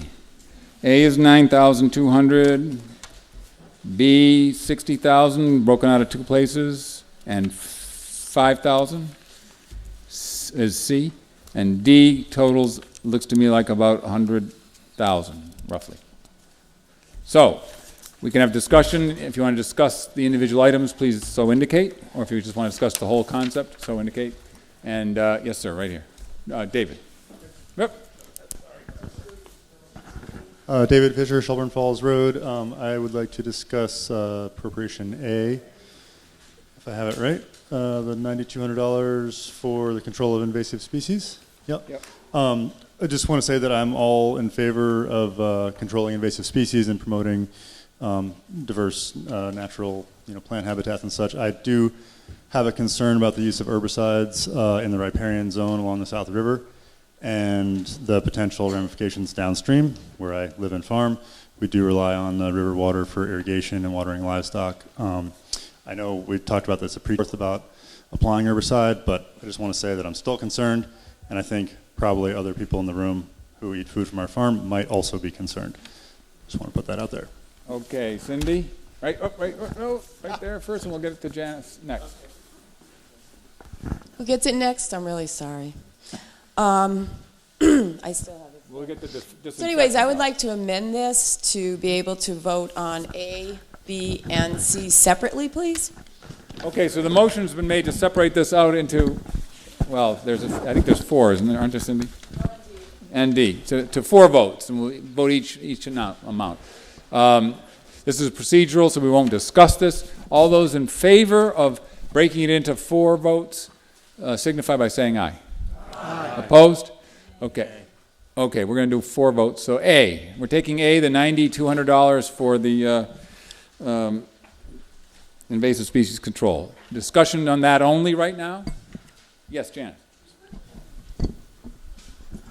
I'm Janet Chase. I'm chairman of the Open Space Committee. Along with my colleagues, we've been looking at the meadow there, so everybody understand the town property that we're talking about, and particularly looking at the amount of invasives all along the edges. It's approximately 3 to 4 acres of pretty much solid Japanese knotweed with a lot of bittersweet. The Japanese knotweed, I'm sure, hopefully many of you know, is all up and down our rivers and increasingly roadways.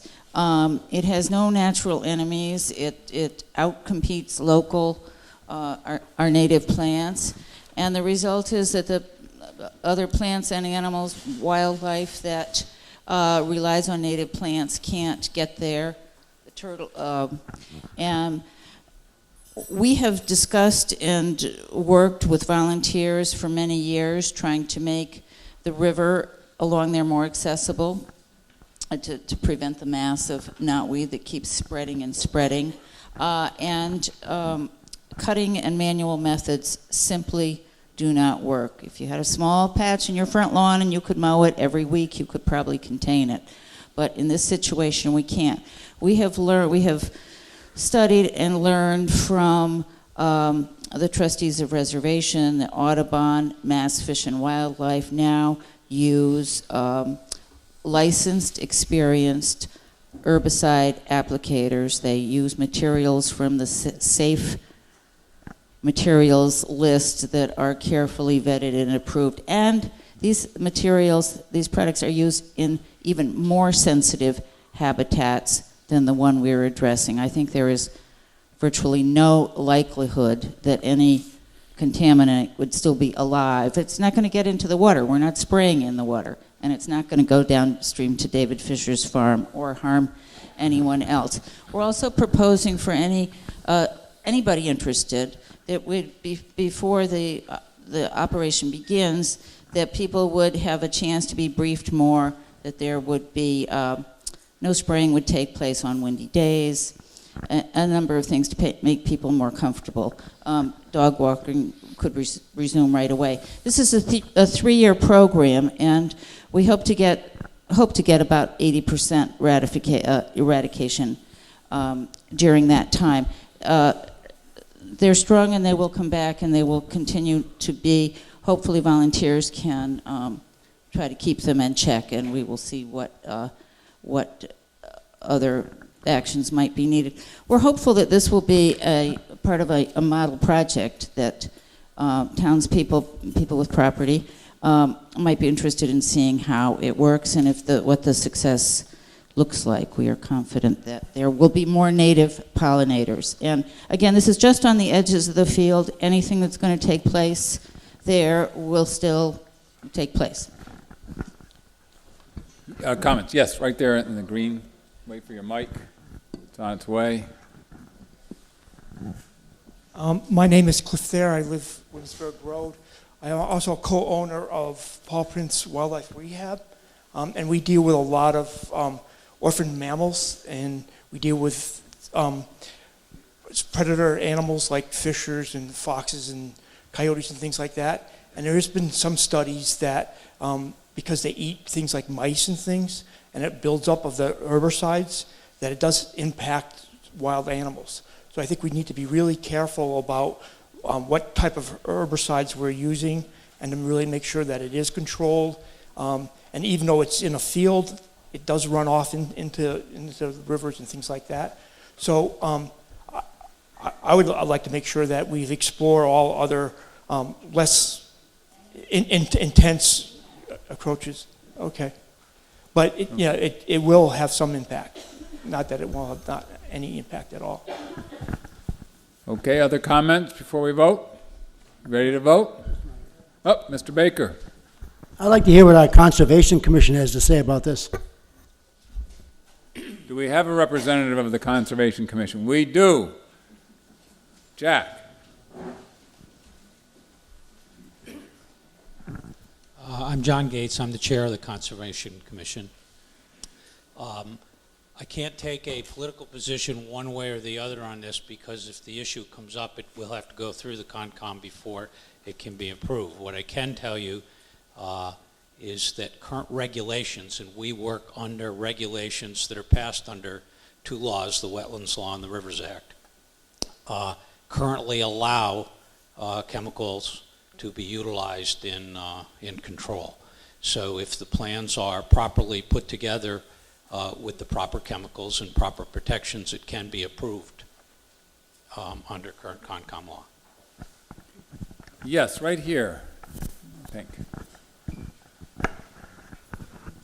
Elizabeth Stowe. I wanted to know if the chemicals being discussed are Monsanto products like Roundup and Rodeo. Janet, do you want to answer that? Janice? We're going to be using generic products, not necessarily brand name products, that are on, as I said before, the approved state list that's been carefully vetted and used by the licensed, highly trained applicators. Okay, Malcolm? I just want to add, I want to add one more thing. If we don't take action soon,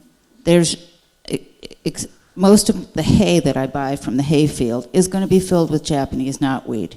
I mean, as I said, I hope you've seen it encroaching everywhere up and down our highways, and this is an attempt to prove that that doesn't have to be the case. I mean, otherwise the choice is uniformity. Okay, right here. Yeah, I think my question is not whether to use it or not, but my question is, why are we giving you another $9,000 when the last allotment that the CPA fund gave you hadn't already been used up? I must have missed something in our last meeting, I guess. I thought we answered that for you last week, Malcolm, but I'm happy to again. The other project was for 3 years of control. Is this on? Of control for invasive stilt grass, which is a separate, which is not luckily among the invasives that we're dealing with here. That grows elsewhere, more along roadsides, and that project just has a little bit more money left, which is going to be applied to this current year program, which relies mostly on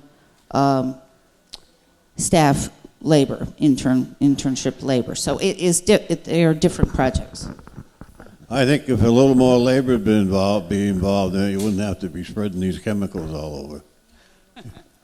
We've tried a lot of that. Okay. I mean, I don't know what the problem is with John? Having the prisoners come over here and cut some of that stuff, like the bittersweet. I don't go for that chemical stuff. Thank you. Okay, thank you, Malcolm. John Gates? I just have one other comment that's my personal comment, is that the field, as everyone knows, has just gone through a project for river restoration. And as part of that, a lot of the invasive species were worked on. It's just an appropriate time if one wants to get at this issue. There's already been a head start. It's a local, fairly small piece of land in the town, and it's definitely a doable project if the town wants to act at this time. If the town waits 2 or 3 more years, it'll be back to where it was, and then it's a much, much larger problem because these species replicate incredibly quickly. Any last comments? Mike?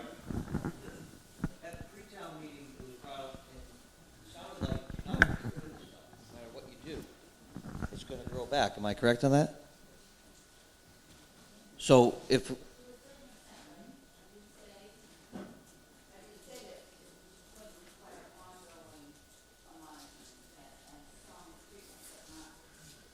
I mean, are we going to be back here in another 3 years asking for another $9,000? No, we will not. Not for the same project. It's a big.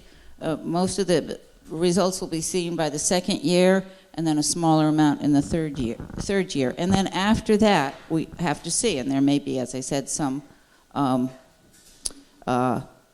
volunteer pulling. You can try to manually control them when they're very small. What would be the problem of brush hogging it every year? The roots are still there. They form more and more mass. Bittersweet does it. You keep cutting it, and it keeps spreading and getting worse. Okay, you ready to vote? Yes. All those in favor signify by saying aye. Aye. Opposed? Nay. It's a vote. On A. These are majority votes. B. Is there discussion about the $60,000, 20 from the Historic Preservation Reserve and 40 from Unrestricted Reserve for the purposes specified at the old Conway Grammar School site? Yes. Hi, my name is Will Shea, and I'm on the board of directors of one of the two nonprofit organizations that occupies the old schoolhouse. I'm formerly of Hart Road. I will disclose I have moved across the border to Buckland, if that matters. Oh, we better vote then to all those in favor of allowing him to keep talking?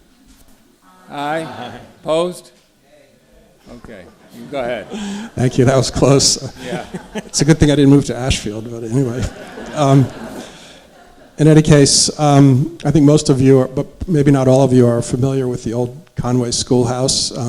Large yellow building, very prominent as you're coming into town from Ashfield.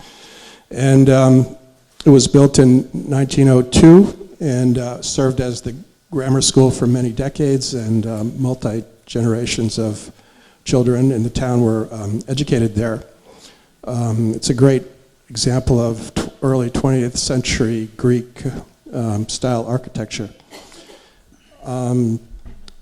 The Dzogchen community bought the property from the town in 1993, and over the years has dedicated to preserving the building and has pretty much updated and renovated it from top to bottom with the new foundation, new windows, insulation, heating and ventilation, siding, also repairs to the roof, but now the roof is pretty much sorely in need of repair. So far, all the building renovations have been done by the organization. This is the first time that we've requested help with the building. And the roof is vital to preserving the basic architecture of the building. Just briefly about the organizations occupying the building. Both are dedicated to Tibetan culture, kind of unique for the area. And the principal purpose of the building at this point, at least the old part of the building, the original part, is a licensed occupational school by the Commonwealth for the study of traditional Tibetan medicine, herbology, and so forth. It's very unique. It's the only one school of its kind outside of the Himalayan region, actually. And it attracts students, scholars, and visitors from the local area, from around the USA, and actually from all over the world. And our visitors are always very happy to come to Conway and experience the beautiful place and become part of the commerce there, enjoying the food and lodging and so forth. Also, the organization is trying to engage more with the town in recent times, participating in the festivals and having more classes open to the public and so forth, and try to share the building more. So that's just a little bit about the organization, but most importantly for the town, I think, is just to preserve the structure, and the roof is critical for that, and would be pretty difficult for the organization to keep funding all these repairs. It's been quite an expense over the years. So this grant has been recommended and approved by the Community Preservation Committee of Conway, also the Conway Historical Society and the Conway Historical Commission.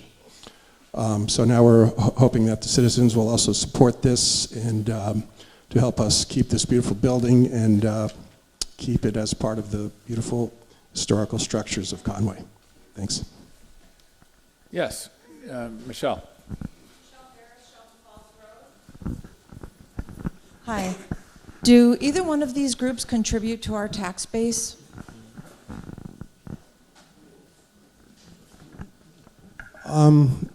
I think we do, most, maybe not for property tax, I'm not really sure actually, but I think sales tax and other taxes, employee taxes. So this is a privately held building that doesn't contribute to the taxes, pay taxes in Conway?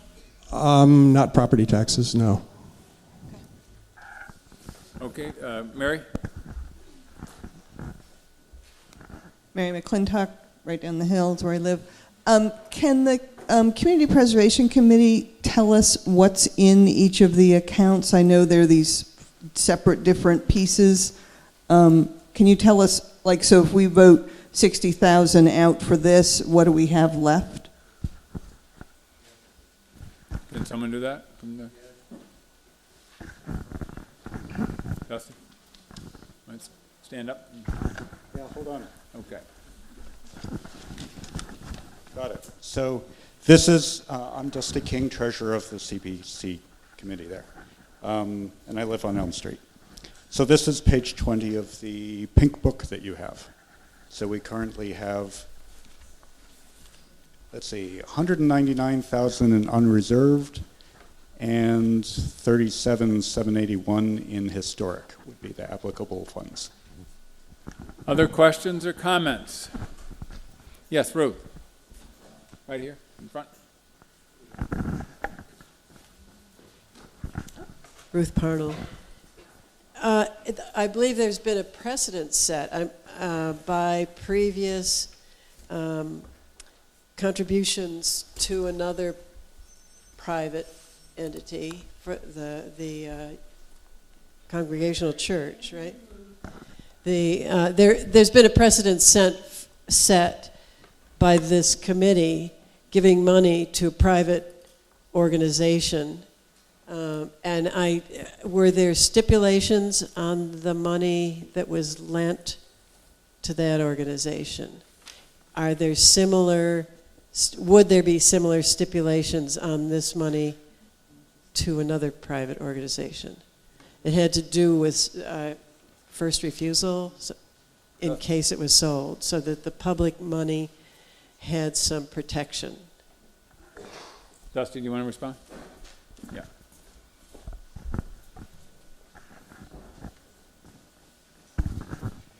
For us to give out money, it has to be for a public good. It can be a private or public building, as long as there's public good. This one is community. So if the community can access the space and have classes there or anything else, I believe it's a legal use of our funds. We don't recommend as a committee whether you spend that money, that's your choice. But I believe it's a legal choice if you want to make it. Other comments? Questions? Cindy? I'm sure these people are very nice. Actually, I know they are very nice. But I just have a really hard time spending this kind of money for somebody's roof when the Conway Inn is an old building and Barbara didn't ask for money to fix her roof. And Wimet's downtown, they put their own roof on. And what they have to do, they had to save. So I'm sorry, you're very nice people. You don't contribute to the tax base. We don't have that much sales tax in this town. And I don't see this. And I also didn't vote for the congregational one, so I wouldn't have privatized that either. I don't think we should use our public money for private entities. Yeah, go ahead. Just a quick response to that. Just to differentiate between us and some of the other properties mentioned, we are a nonprofit organization. That's why we don't pay property taxes, but you also don't, there's no personal gain from the situation. It is a nonprofit offering. Other comments? Yes, sir, right here. Ralph Osgood, East Guinea Road. Yeah, on this matter here, I think they own a piece of property in Buckland too, when you renovated the house in Buckland, which would be the Pike property, did you ask the town of Buckland for money to renovate that? It's the Pike property. Okay, and another thing, we just went through a tornado. Our church over there is in bad repair for a roof again, I would dare say. And the way the insurance companies work, I'm sure that they got a deductible on it. So the money should stay, I feel, in town and go to something that our townspeople could use, even, that church. That's pretty rough shape right now in different places it could go than going. That's staying in town, but that's a non-profit organization. Like Cindy just said, they don't pay taxes. And, they own other properties in other towns, too. Other comments? Yes, ma'am. Hold on. Here comes the mic. Let's have a hand for these two guys been running around this whole night. Thank you. Thank you. It's really worth working out. I'm on the building committee of the United Congregational Church, and we got CPA funds of $100,000. We have so much legal matter tied up that we can't do anything until we get the restrictions off from the town. And so if you write up for the restrictions for them, I hope to God you don't do it, so that if a tornado takes it down, you think you got to pay it back. Other comments and questions? Yes, sir, right out there. Yeah. Hi, Sam Stegman, Barbaros Ferry Road. I'm not in favor or opposed to this. I just want to comment on this nonprofit status question. I run a small nonprofit, and nonprofits cannot be used, like you said, for personal gain, meaning whatever assets they have, if the nonprofit were to close, legally have to go to another nonprofit. So the tax-free status of nonprofits, not paying federal tax or local property tax, is because essentially they create a public good. And what I've heard today is that the public good of this organization is broader than just our local sphere. I mean, there are Tibetan immigrants in this area because of the invasion of Tibet by China many years ago. So I'm not in favor or for it, but I do want to say that there is a value in having something in our town that draws international connections to us, and I don't know them, but I guarantee you from my experience, no one's making money off of this. So I would be in favor of a smaller amount of money of support, but I just wanted to counter that sense that they're getting something for nothing. Thanks. Okay, other comments or questions? Yes, right here. Maybe this will be the last question. We'll call the question here. I will. Phil Cantor, River Street. I would just like to speak in favor of this expenditure. I think that this is a group that's a tremendous force of good in our community, that although nonprofits don't pay property taxes, they do have a lot of people in this community that use the facility, use their programs, are on their boards, are really involved in this. They are a tremendous custodian of that building. And if we don't have somebody in there we're going to lose that building really quickly. I actually am big fans of somebody committing to keep a slate roof, which they've done. And we're losing our slate roofs, something terrible. Okay, let's vote. We've all talked enough about this, I think. All those in favor signify by saying aye. Aye. Opposed? Nay. Okay, tellers. This is another close one. All those in favor, lift them up high and hold them up. And let's count this one out.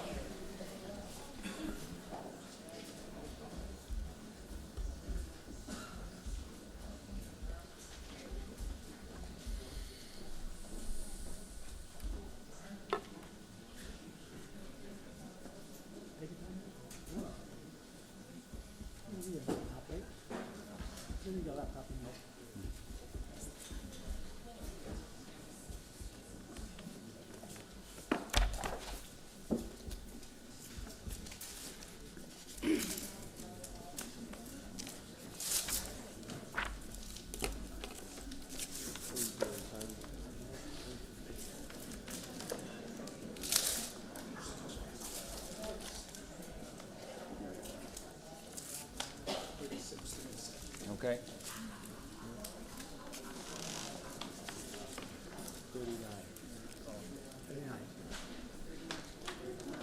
Okay.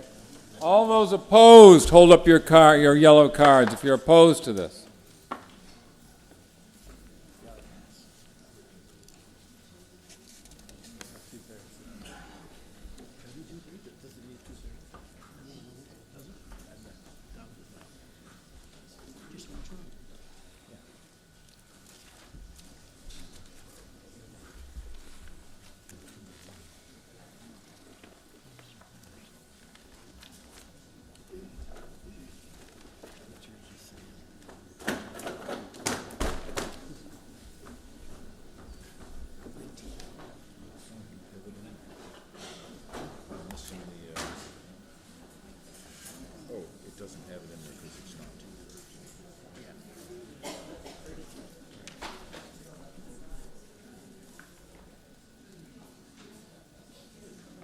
So 76 are in favor and 52 were opposed, and that carries. C, $5,113 for the annual revenues for administration. Is there discussion? All those in favor signify by saying aye. Aye. Opposed? Carries. And now D. You've got 4 different categories. To provide reserves from fiscal year 18 annual reserves to the various sub-reserve accounts. So this is a shifting within, is that, Dusty? Yeah.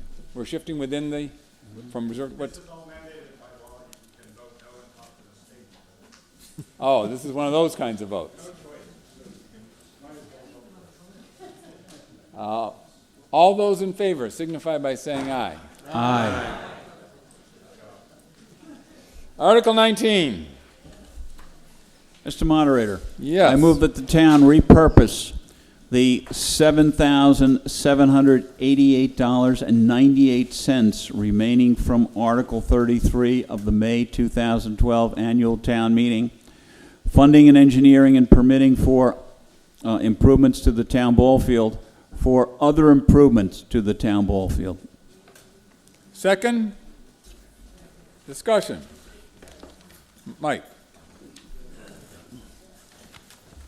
Have the construction company and the engineers been paid for this job yet? Since that field's been done, we still have water circles in front of all the basketball hoops we said there was going to be fixed. The infield can't be used if it rains within a day or so. We got problems with the soil. The wrong soil was put in the infield.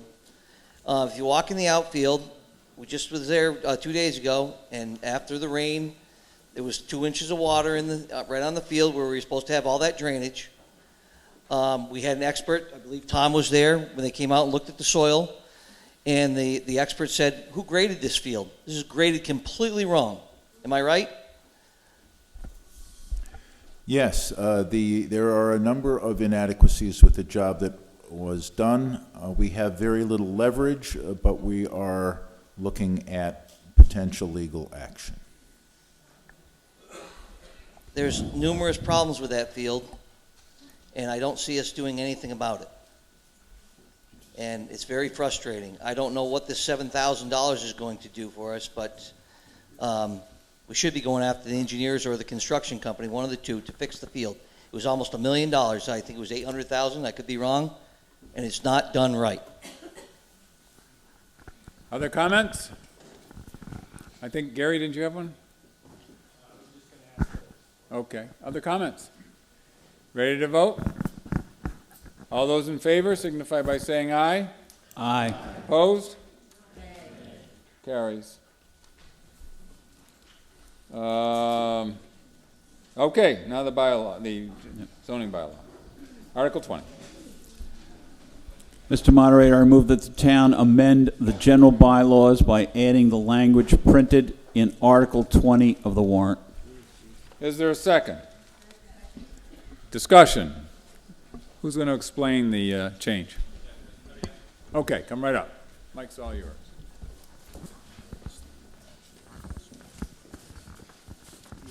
Hi, Jason Silverman, Hart Road, and chair of the AgCom.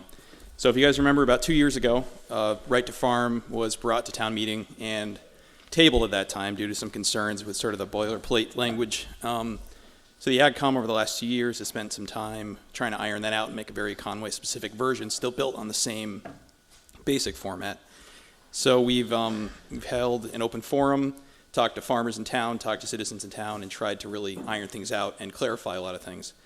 And really the basis of it is to try and make a clear protocol for conflict resolution between any potential agricultural operations and abutters that may have, any conflicts that arise.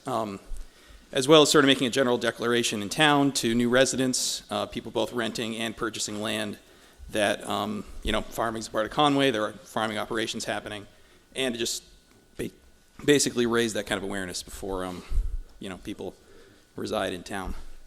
We've coordinated with other ag commissions around the state, as well as the Mass Association of Ag Commissions, and you think we've, really sort of honed in on what Conway needs for this bylaw, and, think that this could be a good step for the town. Okay, questions for Mr. Silverman while he's up here? Yes, in the blue there. Thanks for all the work. I would just like to have a clarification of what problem we're trying to fix. Sure, so it's more of a preemptive thing. There's no serious issues happening right now, but out in the eastern part of the state, as more and more population centers sort of increase, you're having conflicts between whether it's abutters and agricultural operations, or just, I guess, general, conflicts between them. So it's trying to sort of make an air of cooperation, and should any conflicts arise as bedroom communities become more and more populated, such as Conway has, to make sure that conflicts are resolved properly, that the agricultural commission is involved in the conflict resolution, and to make sure, again, that residents moving into town are fully aware of normal agricultural operations in town. I think that answers that. Other questions and comments? Joe? My only comment is, as a selectman, the biggest problem we had was horses trampling horticulture. How would that work in this situation when they're both farming activities or covered activities? Yeah, well, grievances that were filed would, as far as this changes to, it would just make sure that the AgCom is involved in the resolution of disputes there. But otherwise, all of the state statutes and laws already in effect still apply. There's no real regulatory changes in that. We ended up going to court to try to settle this situation. And this seems to reduce it to...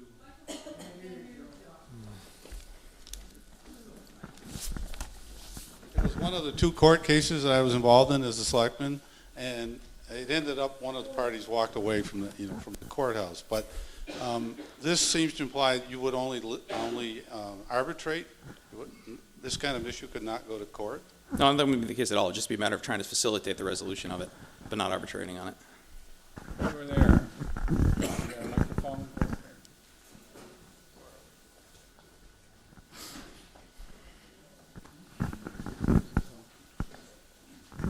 Hi, Tim Morgan, Old Cricket Hill Road. I remember 2 years ago when this came up, I believe David Fisher actually stood up and said he wasn't in favor of it at the time, and I would love to hear from him now, being a farmer in town, and see whether he's in favor of it now. Okay, can you bring the mic, David? I'm not known for the accuracy of my memory, but I believe I just suggested that we table the conversation at that meeting 2 years ago. It seemed like some questions came up that deserved a little bit more looking into. So I don't recall being opposed to it at the time. And then Jason and the AgCom has certainly put a lot of time into investigating the questions. So as far as right now, right here, I would definitely support it. Yeah, you got my vote. Okay, anything else? Ready to vote? So, going off what Joe said, so I have a conflict with you, and so we go to this committee, and you facilitate... Well, it would still, either be with Board of Health or Select Board, this is making sure the AgCom's actually involved in the resolution of disputes, which right now isn't necessarily the case. It'd be voluntary for the Select Board or the Board of Health to actually involve the Agricultural Commission in it. Do we still all wind up in court? I mean, it's exactly the way it would be right now, except that the Ag Commission would make sure it's involved in the resolution of it. So it's... I'm just a little confused as to what your role would be to prevent me from, obviously if I lose, I just go on to the next step. Mm-hmm. And if I win, then the other person just goes on to the next step. So I guess I'm just confused as to how this will make our farmers, I'd like to hear from some other farmers too, how this would make things better for them. Because Sure. I'm neither here nor there on this, so I just need to know from someone else, do they support it? Yeah, Nothing that's fair. against you, Dave. Gary? Mary Parker, Whately Road. I'm on the Agricultural Commission with Susan and Jason. You have to remember the Agricultural Committee or Commission is not a regulatory commission. All we tried to do was put together this proposal or bylaw that says that farmers have rights, residents have rights. We're going to try to help you out if you have conflicts. But the bottom line is the two people who are having the conflicts, we can advise you, we can help you out, we can point you to state law, but it's going to be between the two of you, and if you have to go to court, you have to go to court. We don't have any power. We're just trying to tell newcomers, current residences, or residents, people who may be renting. This is a farming community. You're going to be woken up at 7 o'clock in the morning when someone starts a tractor. Horses, cows, they do get out. There may be some fencing issues. Come to us, we'll try to help you out, but the bottom line is you're going to end up resolving it among yourselves, and unfortunately, if you go to court, you go to court. And we're one of the few Pioneer Valley, well, I know we're Hilltown, but let's say Hilltown and Pioneer Valley that have yet to pass a right to farm bylaw. Okay, thank you, Mary. I think, who did I see over here? Gary. We're going to work our way through all the farmers. Yeah, Gary Chapman, Bartles Ferry Road. I think what Mary said summed up most of what I have to say. I think not so much here, but like Jason said, as the population becomes denser, it does become more of an issue. But in other places, they've had an issue with people moving in close to a farm, and the farm has odors, the farm has noise, and they start complaining. And the farmer has been there for generations, and they feel very offended when somebody moves in and then has a problem. They should know coming in that this is what we do here, and you have to be okay with it when you come in. Don't come in and then complain later. And I think a lot of the language in here is really addressing that issue. And it's sort of a preemptive thing saying, you know, we've been here a long time. This is kind of what goes on in Conway. If you want to come here, just be aware of that beforehand, and maybe that helps allay complaints later. So. Okay, thank you, Gary. Other comments? Ready to vote? Yes. Yes. Okay, thank you. Okay, this requires 2/3 bylaw? Oh, general, this isn't, oh, majority vote. All those in favor signify by saying aye. Aye. Opposed? Almost unanimous. Okay, Article 21. Mr. Moderator, I move that the town amend the protective bylaws, Section 2 zoning clearances, Section 41.2 as printed in Article 21 of the warrant. Okay, you see this lengthy, well, somewhat lengthy zoning bylaw change. Second? Did I hear a second? Yeah. All those, discussion. Yeah, let's vote right now. No, go ahead, Mary. You going to talk to us? Sure, I can talk. I can talk. Do you have questions? You want Mary to talk, or you want to shut her up? Talk. Okay, so I'm Mary McClintock. I'm co-chair of the planning board with Joe Stragowski. We have several zoning bylaw revisions. Some of you got this summary thing that explains them.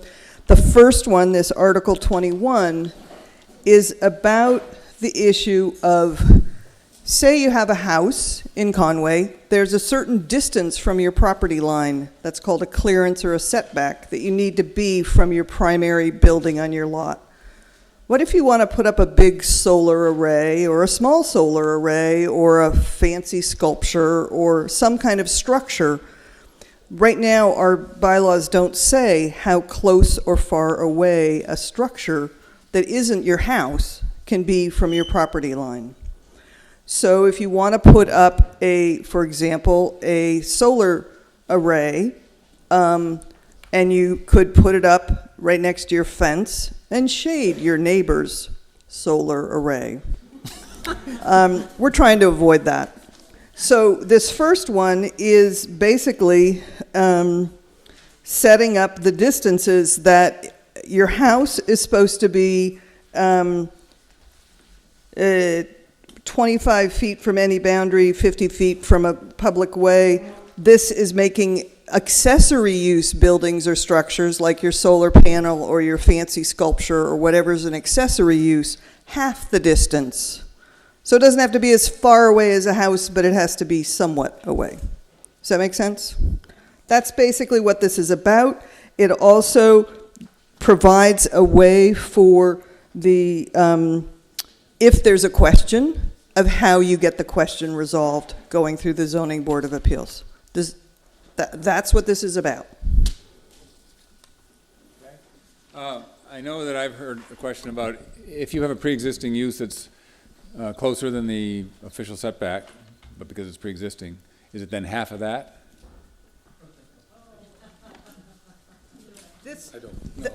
There's also, in the center of town, there are a bunch of lots that are what are called non-conforming lots that have things closer in. No one is going to come and tear down any sheds that are closer than this, especially in that in the area where there's non-conforming lots. Does that make sense? I think to answer Nick's question, I think it just becomes either conforming or non-conforming. If you're 12 and a half feet away, you would be conforming. If you, in other words, you would take the new number and apply it to that particular article that you're talking about, and that would determine whether it was now conforming or non-conforming. I don't know if that helps or not. Yeah, no, I think so. So it's not a half. It's still whether we okay. We have some sheds that are 20 feet away. They would become conforming. Okay, Peter.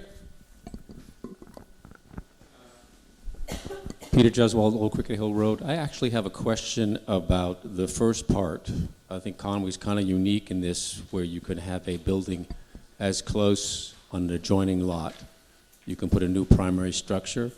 And being a building designer, I've run into this a couple of times where I was trying to design an addition on one side of the street that was non-conforming when the adjoining lot was conforming, but the adjacent lot across the street wasn't conforming. And I was hoping I could, I think the purpose of that bylaw is to keep the character of the neighborhood. So one is thinking, well, if the house across the street is 20 feet away from the property, from the town way, why couldn't the other house put a major structure 20 feet? So it's not quite, my question is not quite addressing that part of your bylaw. Is it, I think the word is adjoining and adjacent. If you could change it to adjacent, it might work. If you understand. You understand my question? Right. And one of the things that I think what you're talking about is the difference between the section that is, if my recollection, and Joe can correct me if I'm wrong, is the first section of this bylaw where it says no primary building shall be within, is changing what you see above that has the strikeout. It does not say He's asking about the adjoining, but That's existing language. I'm just trying to correct another issue that I found in that bylaw. Okay, yeah. I think what you're asking is to change the word adjoining to adjacent. Adjoining means it has to touch. If you get an adjoining room in a hotel, they have to touch. Correct. Adjacent, I believe, does not have to touch. That's correct. That's when I looked it up in the dictionary. That's what I understood anyway. So the adjacent could be the property right across the street, as opposed to the one on the same side of the street. Okay, we took the original language and crossed it out, but we replaced it with somewhat identical language. Right. So you're I'm proposing trying to change address the word. another issue. Yes, that's what I said. That's how I introduced my question. I guess you could make a motion and we could vote on Can it. I make a motion to change adjoining to adjacent? Okay, there's been a motion to amend to change the word adjoining to adjacent.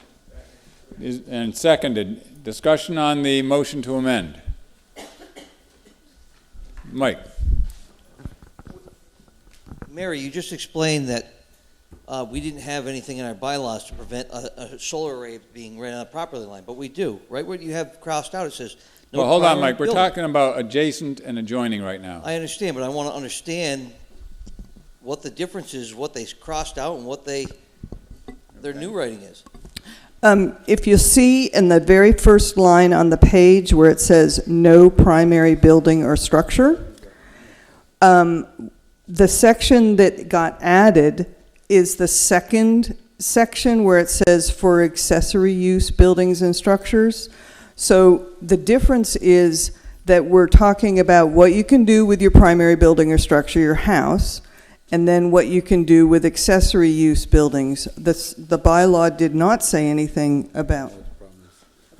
Mike, I think there's a typo there. I think that original one said no building shall be located. It says building or structure. No, originally it only said no we never had a structure defined, that was the issue. Somehow in what we crossed out, it got printed incorrectly. It currently says no building shall be located. But somehow we got the text that added the structure. Originally, structures were not covered anywhere in the bylaw. I understand what you're So saying. the word structure should be crossed out in the crossed out section. So in a nutshell, with these, And we won't talk about who works as a proofreader in this building. The proofing is cross out primary and structure. No, I'm not arguing with you on that. I guess my main concern is with all these changes, is it making our bylaws stricter or loosening them up? Because that's my biggest concern. And that goes for pretty much every one that you're modifying. I would say for this one, what they're doing is, we don't sit around in the planning board and think, hey, what new laws can we bring into town? We respond to requests for information from people. This came from somebody who was putting up a solar array and wanted to know how far it needed to be from the property line. So this is, I don't know whether you could say it's adding regulation. What it's doing is clarifying.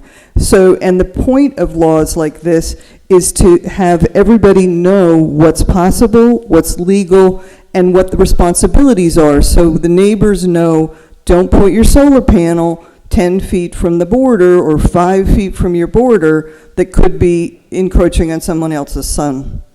It wasn't, gee, let's make more laws. It came from that kind of request. Okay, we're going to go back to adjacent and adjoining, okay, because that's actually what we're supposed to be talking about here. And then we can talk all we want about whether it's stricter or not stricter.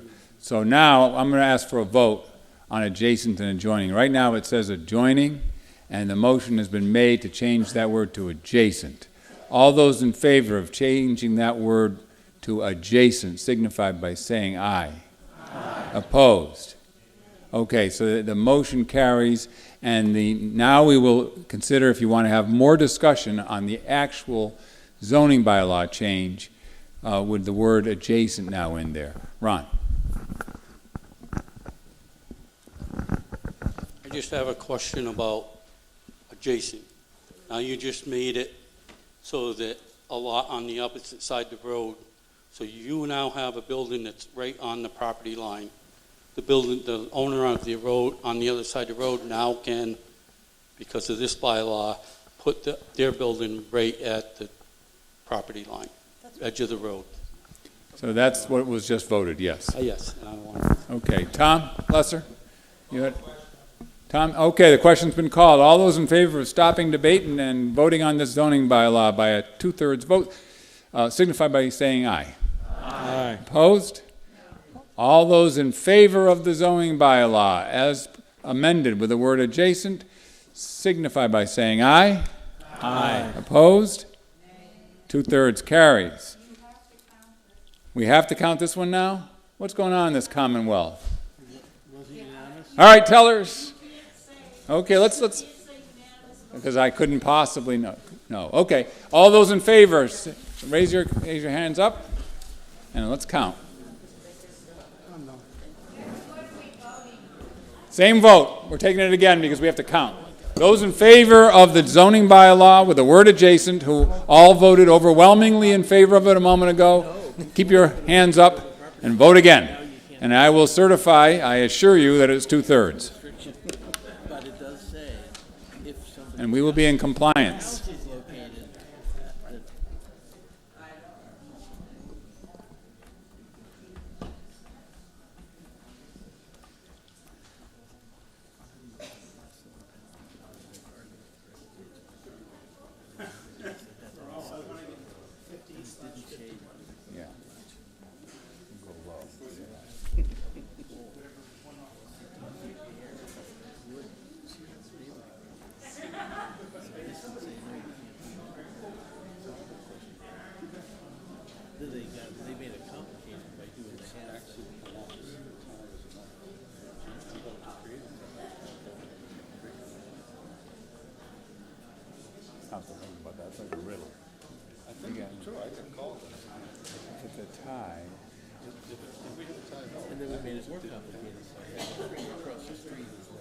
Okay, all those opposed to this bylaw, 103 have voted for it.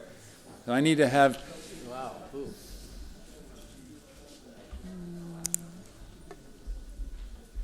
For 2/3 vote.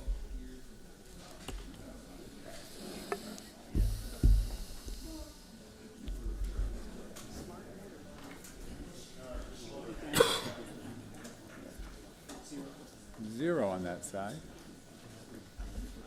9, 8, and 9. I'm going to give them the benefit of the doubt and say 9. So there are 112 people voting. 103 voted in favor, 9 voted against. Peter, are we at 2/3? Okay. Article 22. Mr. Yet Moderator. another zoning bylaw. Go ahead. Shabu? No, not yet. Mr. Moderator. I move that the town amend protective bylaws, Article 5, as printed in Article 22 of the warrant. Is there a second? Discussion. This is essentially housekeeping. We only had buildings, for example, in our bylaws. So this is creating some more definitions to explain partly what we just voted on about primary structures and buildings. More discussion, questions, or comments? Yes. Michael. Michael, you need your mic and you need to tell us who you are. And you need to tell us, the history of your life. Thanks, Bill. Okay. Chris Collins, ladies and gentlemen, Olympic team.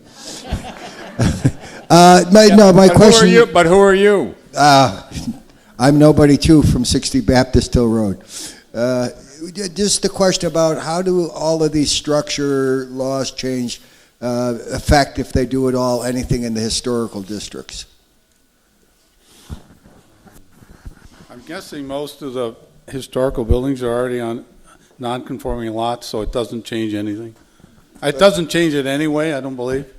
So if you add structures around historical buildings, This would not require you to take any structures down. If they're at the wrong distance, they would still be non-conforming, legally non-conforming. Some people call that grandfather. but you know what my question is? It's not.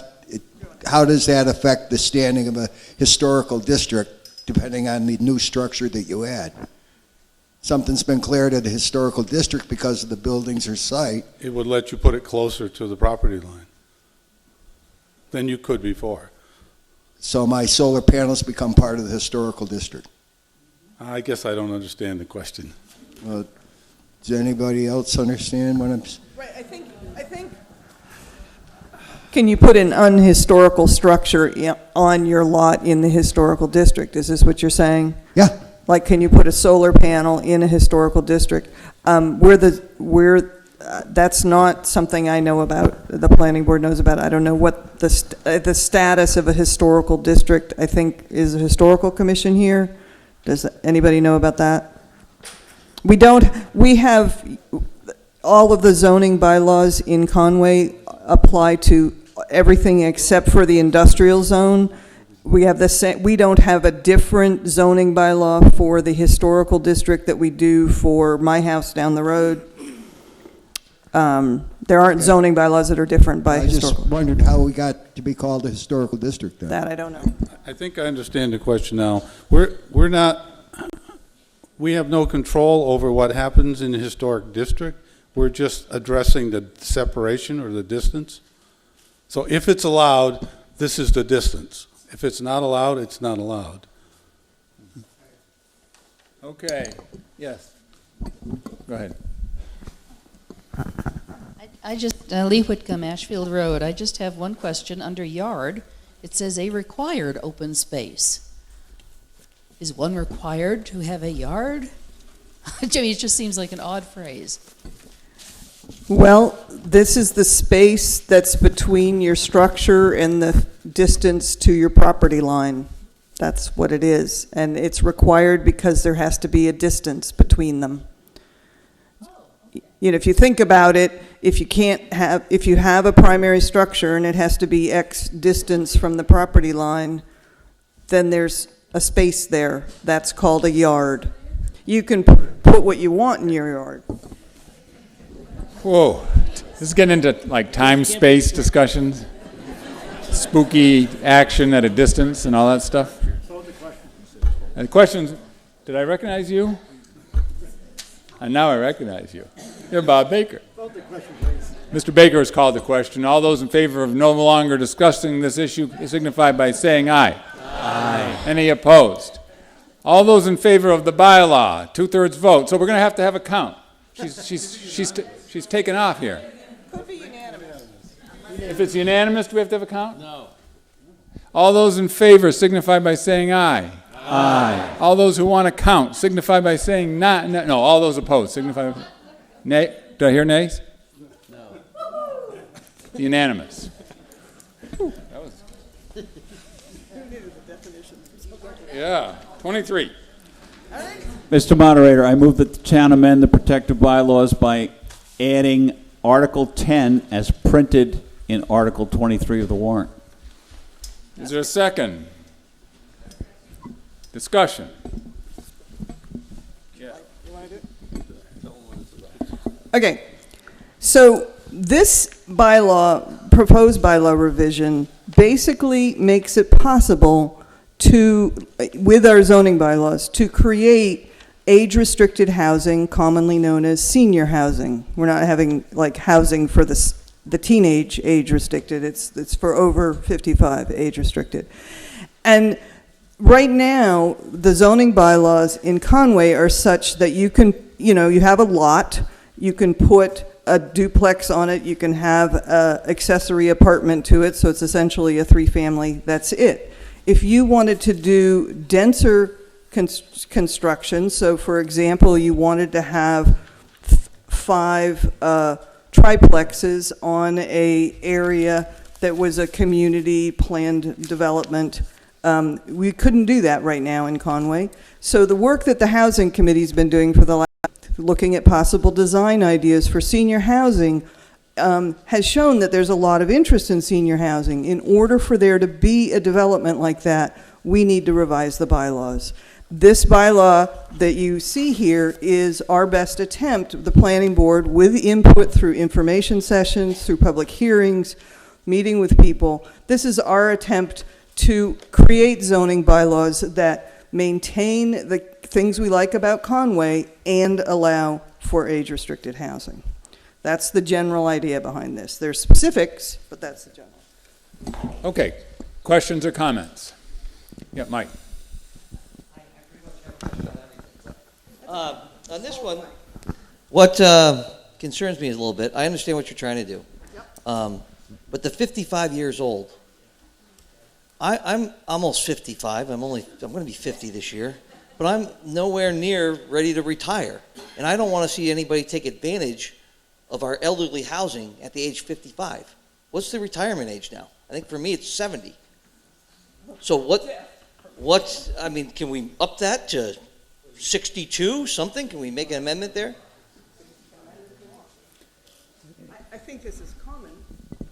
To have a higher age? No, I think 55 is a commonly used figure.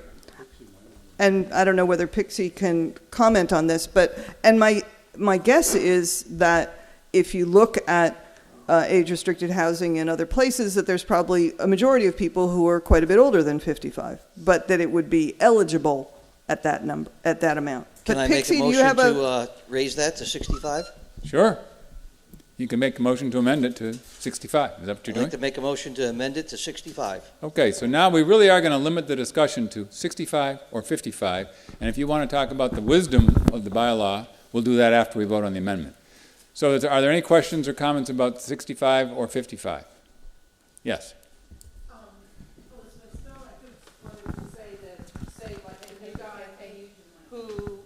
One is president in France, has a wife who's 25 years older than he. So when she's ready to retire, he won't be anywhere near 55 years old. So I think that's the reason, in my mind, why 55 is important. Okay. Other questions and comments about 55? Yes, right there. Hi, Pixie Holbrook, Bardwell's Ferry Road, and I'm the chairman of the senior housing. We've vacillated with 55 and 60. 65 is a little different. But I want to say that over the years that I've been on this, I've had several people who've come to me who are 55 and 60. Not so much, first of all, they're not necessarily retired, Mike. There are many of us that are working beyond that. But there are people that are saying, this house is too much. This house is too much to maintain financially, the oil bill. And I've had a number of people who've come to me and say, you know, how soon are you going? I want to get going because my house is too big. So I don't think it's necessarily 55, but I personally would be open to pushing it up a little higher. Other comments before we vote on 65 as opposed to 55? Yes. I just want to be sure that the motion is to change all references to the age 55 to 65. Yeah. All right, you ready to vote? Yes. You all hold on for the mic. My only comment, Jack Harrison, Baptist Hill, was I think the 10-year jump from 55 to 65 sounds a little bit, maybe too much for me. And I'm also mindful of the fact that, as somebody mentioned, you do have situations where you might have one person who would be the qualifying age, but their spouse wouldn't quite be.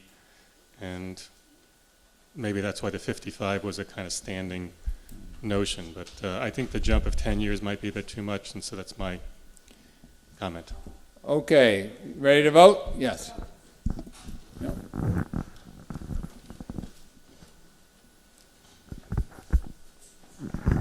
Hi, I'm Colleen Filler in Matthews Road, and I just think this is a time where we might look at the spirit of the law rather than the detail, and just say, if somebody wants to call themselves older and life circumstances present different things for different people, and I would hate to have a situation that we have in Conway voted that 55 is no longer old, when there may be times when it is. So I'm just not sure that it's worth changing something like that might cause problems, and then it will become, oh my God, the red tape and all of that stuff. So I think that if somebody is going to want to go into an older age home at 55, I would hate to be in a position to prevent that. Good thing I recognize that person. I think we're going to vote on this now, Joe. No. Joe. Just one comment. The state law, I don't believe, allows us to go below 55, but it does allow us to go to 55. We didn't make this number up. Okay. All those in favor of changing this to 65 signify by saying aye. Aye. Opposed? Nay. Okay. Now we're back to the original 55 again. And do you want to talk more about the bylaw itself, whether the wisdom of the bylaw? Are you ready to vote? Yeah. Mm-hmm. All those in favor of the bylaw, as originally presented at 55, signify by saying aye. Aye. Opposed? So we have to have a count. So tellers, I know it's 2/3, but we have to have a count. All those in favor, again, raise your hands.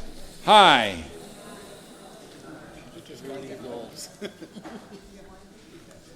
I view it as She needs a number. an age to protect the people that are there. There's a whole bunch of old farts. They don't listen. Okay, just 2 left here. Way past Can't see. Yeah, Nick, should have moved it a little faster. Yeah. Can't get in the move fast. No. 10 years, nobody's going to be afforded to retire. I think you should change that to 11 because nobody's ever going to be afforded to retire on it. That's right, till you're 70. 75. Oh, God. And there won't be any Medicaid or Medicare. Okay.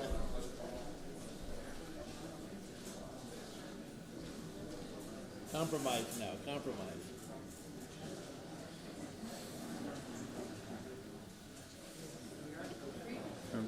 Okay. All those opposed to the zoning bylaw proposal?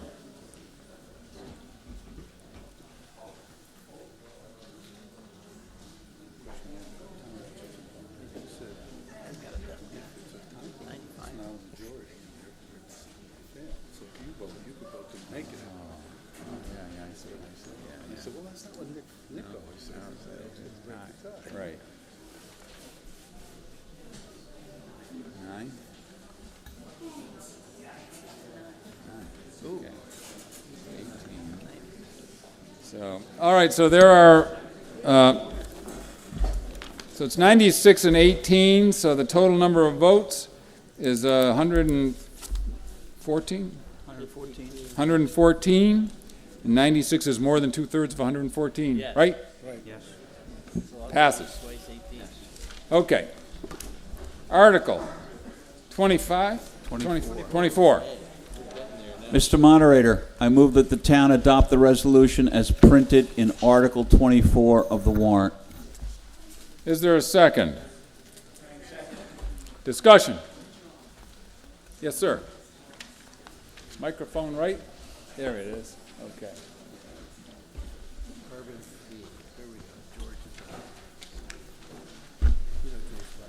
Howdy. My name is George Butler. Oh, do we have the mic on? My name is George Butler, and I live on Cemetery Road. And I'm a member of the Ashfield Citizens Climate Lobby. And we have placed this non-binding resolution. Do you live in Conway, did you say? Yes. Yes, okay. Yeah. Okay. Cemetery Hill Road, yeah. And so we have placed this non-binding resolution on the warrants. We have them on the for the towns of Ashfield, Plainfield, Buckland, and Charlemont. And I do believe that this was recently on the ballot in Northampton and Amherst, and it passed. And the passing of this article simply encourages state and federal legislators to support our climate change policy of carbon fee and dividend. So this is how carbon fee and dividend works. And this can be done on either a state or a federal level. A steadily rising fee is placed on fossil fuels to account for the damage to the environment. The price of dirty fuels will rise, incentivizing conservation, energy efficiency, and clean energy alternatives. All fees collected are returned to the citizens in equal shares in the monthly dividend checks. Most people will come out ahead. A border adjustment or a tariff discourages domestic businesses from relocating where they can emit more CO2 and encourage other nations to adopt or states to adopt an equivalent price on carbon pollution. So the Conway Energy Committee has endorsed this resolution.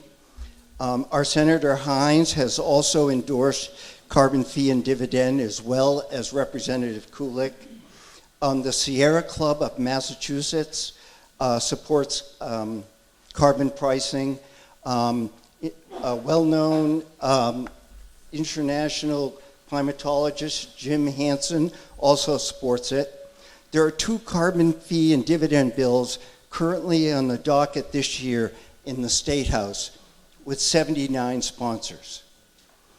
On the federal level, there are conservatives as well as the liberals who support carbon pricing. GOP luminaries, George Shultz, James Baker, Henry Paulson, are all on board for the carbon pricing. Remember those guys? At the Citizens Climate Lobby, we're excited about carbon fee and dividend, and me mostly because of 2 important things. It doesn't hurt the little guy, and it's powerful because it doesn't just target one specific area, such as auto emission standards. It targets the entire fossil fuel economy. Conservatives and liberals alike can support this proposal. So why is this on the Conway warrant? In talking to people in town when I went petitioning for this resolution, I think a lot of people are frustrated. About 64%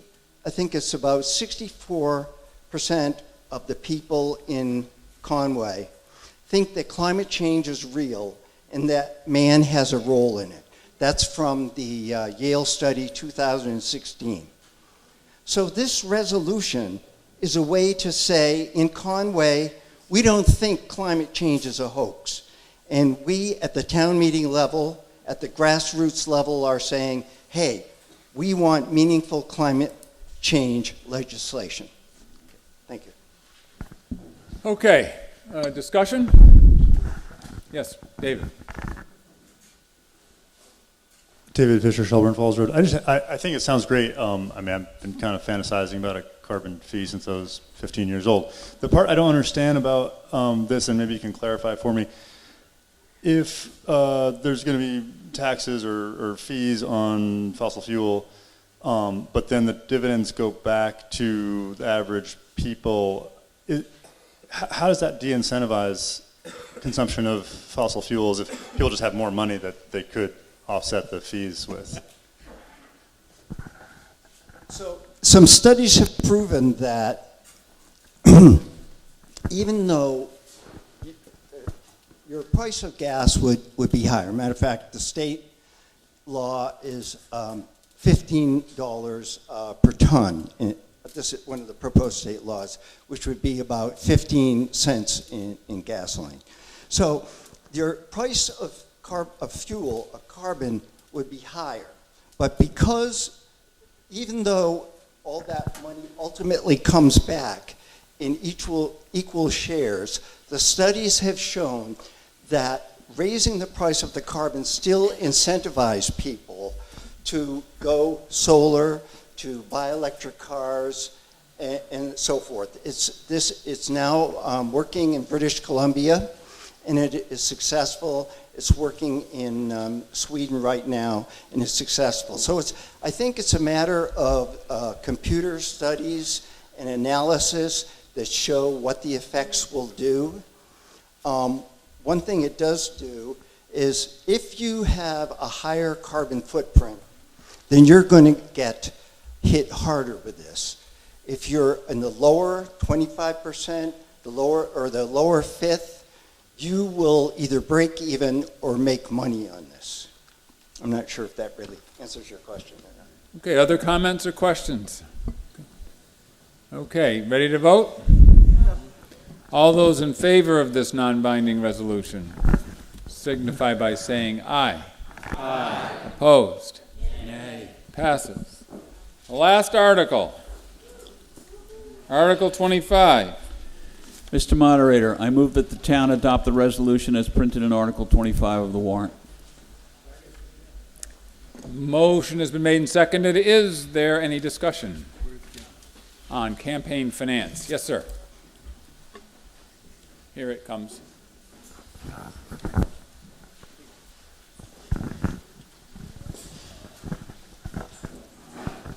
John Cordes, 67 Upper Baptist Hill Road. Thank you for staying.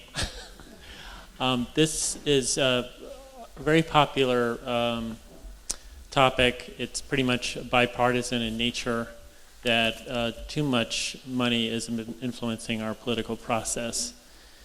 So I'm going to keep my remarks very brief, although I'm very passionate about this. But this is a non-binding resolution. It basically just means we're sending a message to our state legislators and our national representatives in the national government, to federal government, to get serious about passing some anti-corruption type of legislation. This does not have any impact on our local affairs or the way we govern our town, but it's really to just sort of let our representatives know that we want something done. And there actually are 9 towns in Western Mass who have passed resolutions very similar to this. And I'm hoping that you will give this your consideration, and hopefully Conway can be the 10th that sends this over the top. Okay, comments, questions? You ready to vote? All those in favor signify by saying aye. Aye. Opposed? Is there it passes, Ginny. Is there a motion to adjourn? Is there a second? All those in favor? Aye. All right, thank you very much.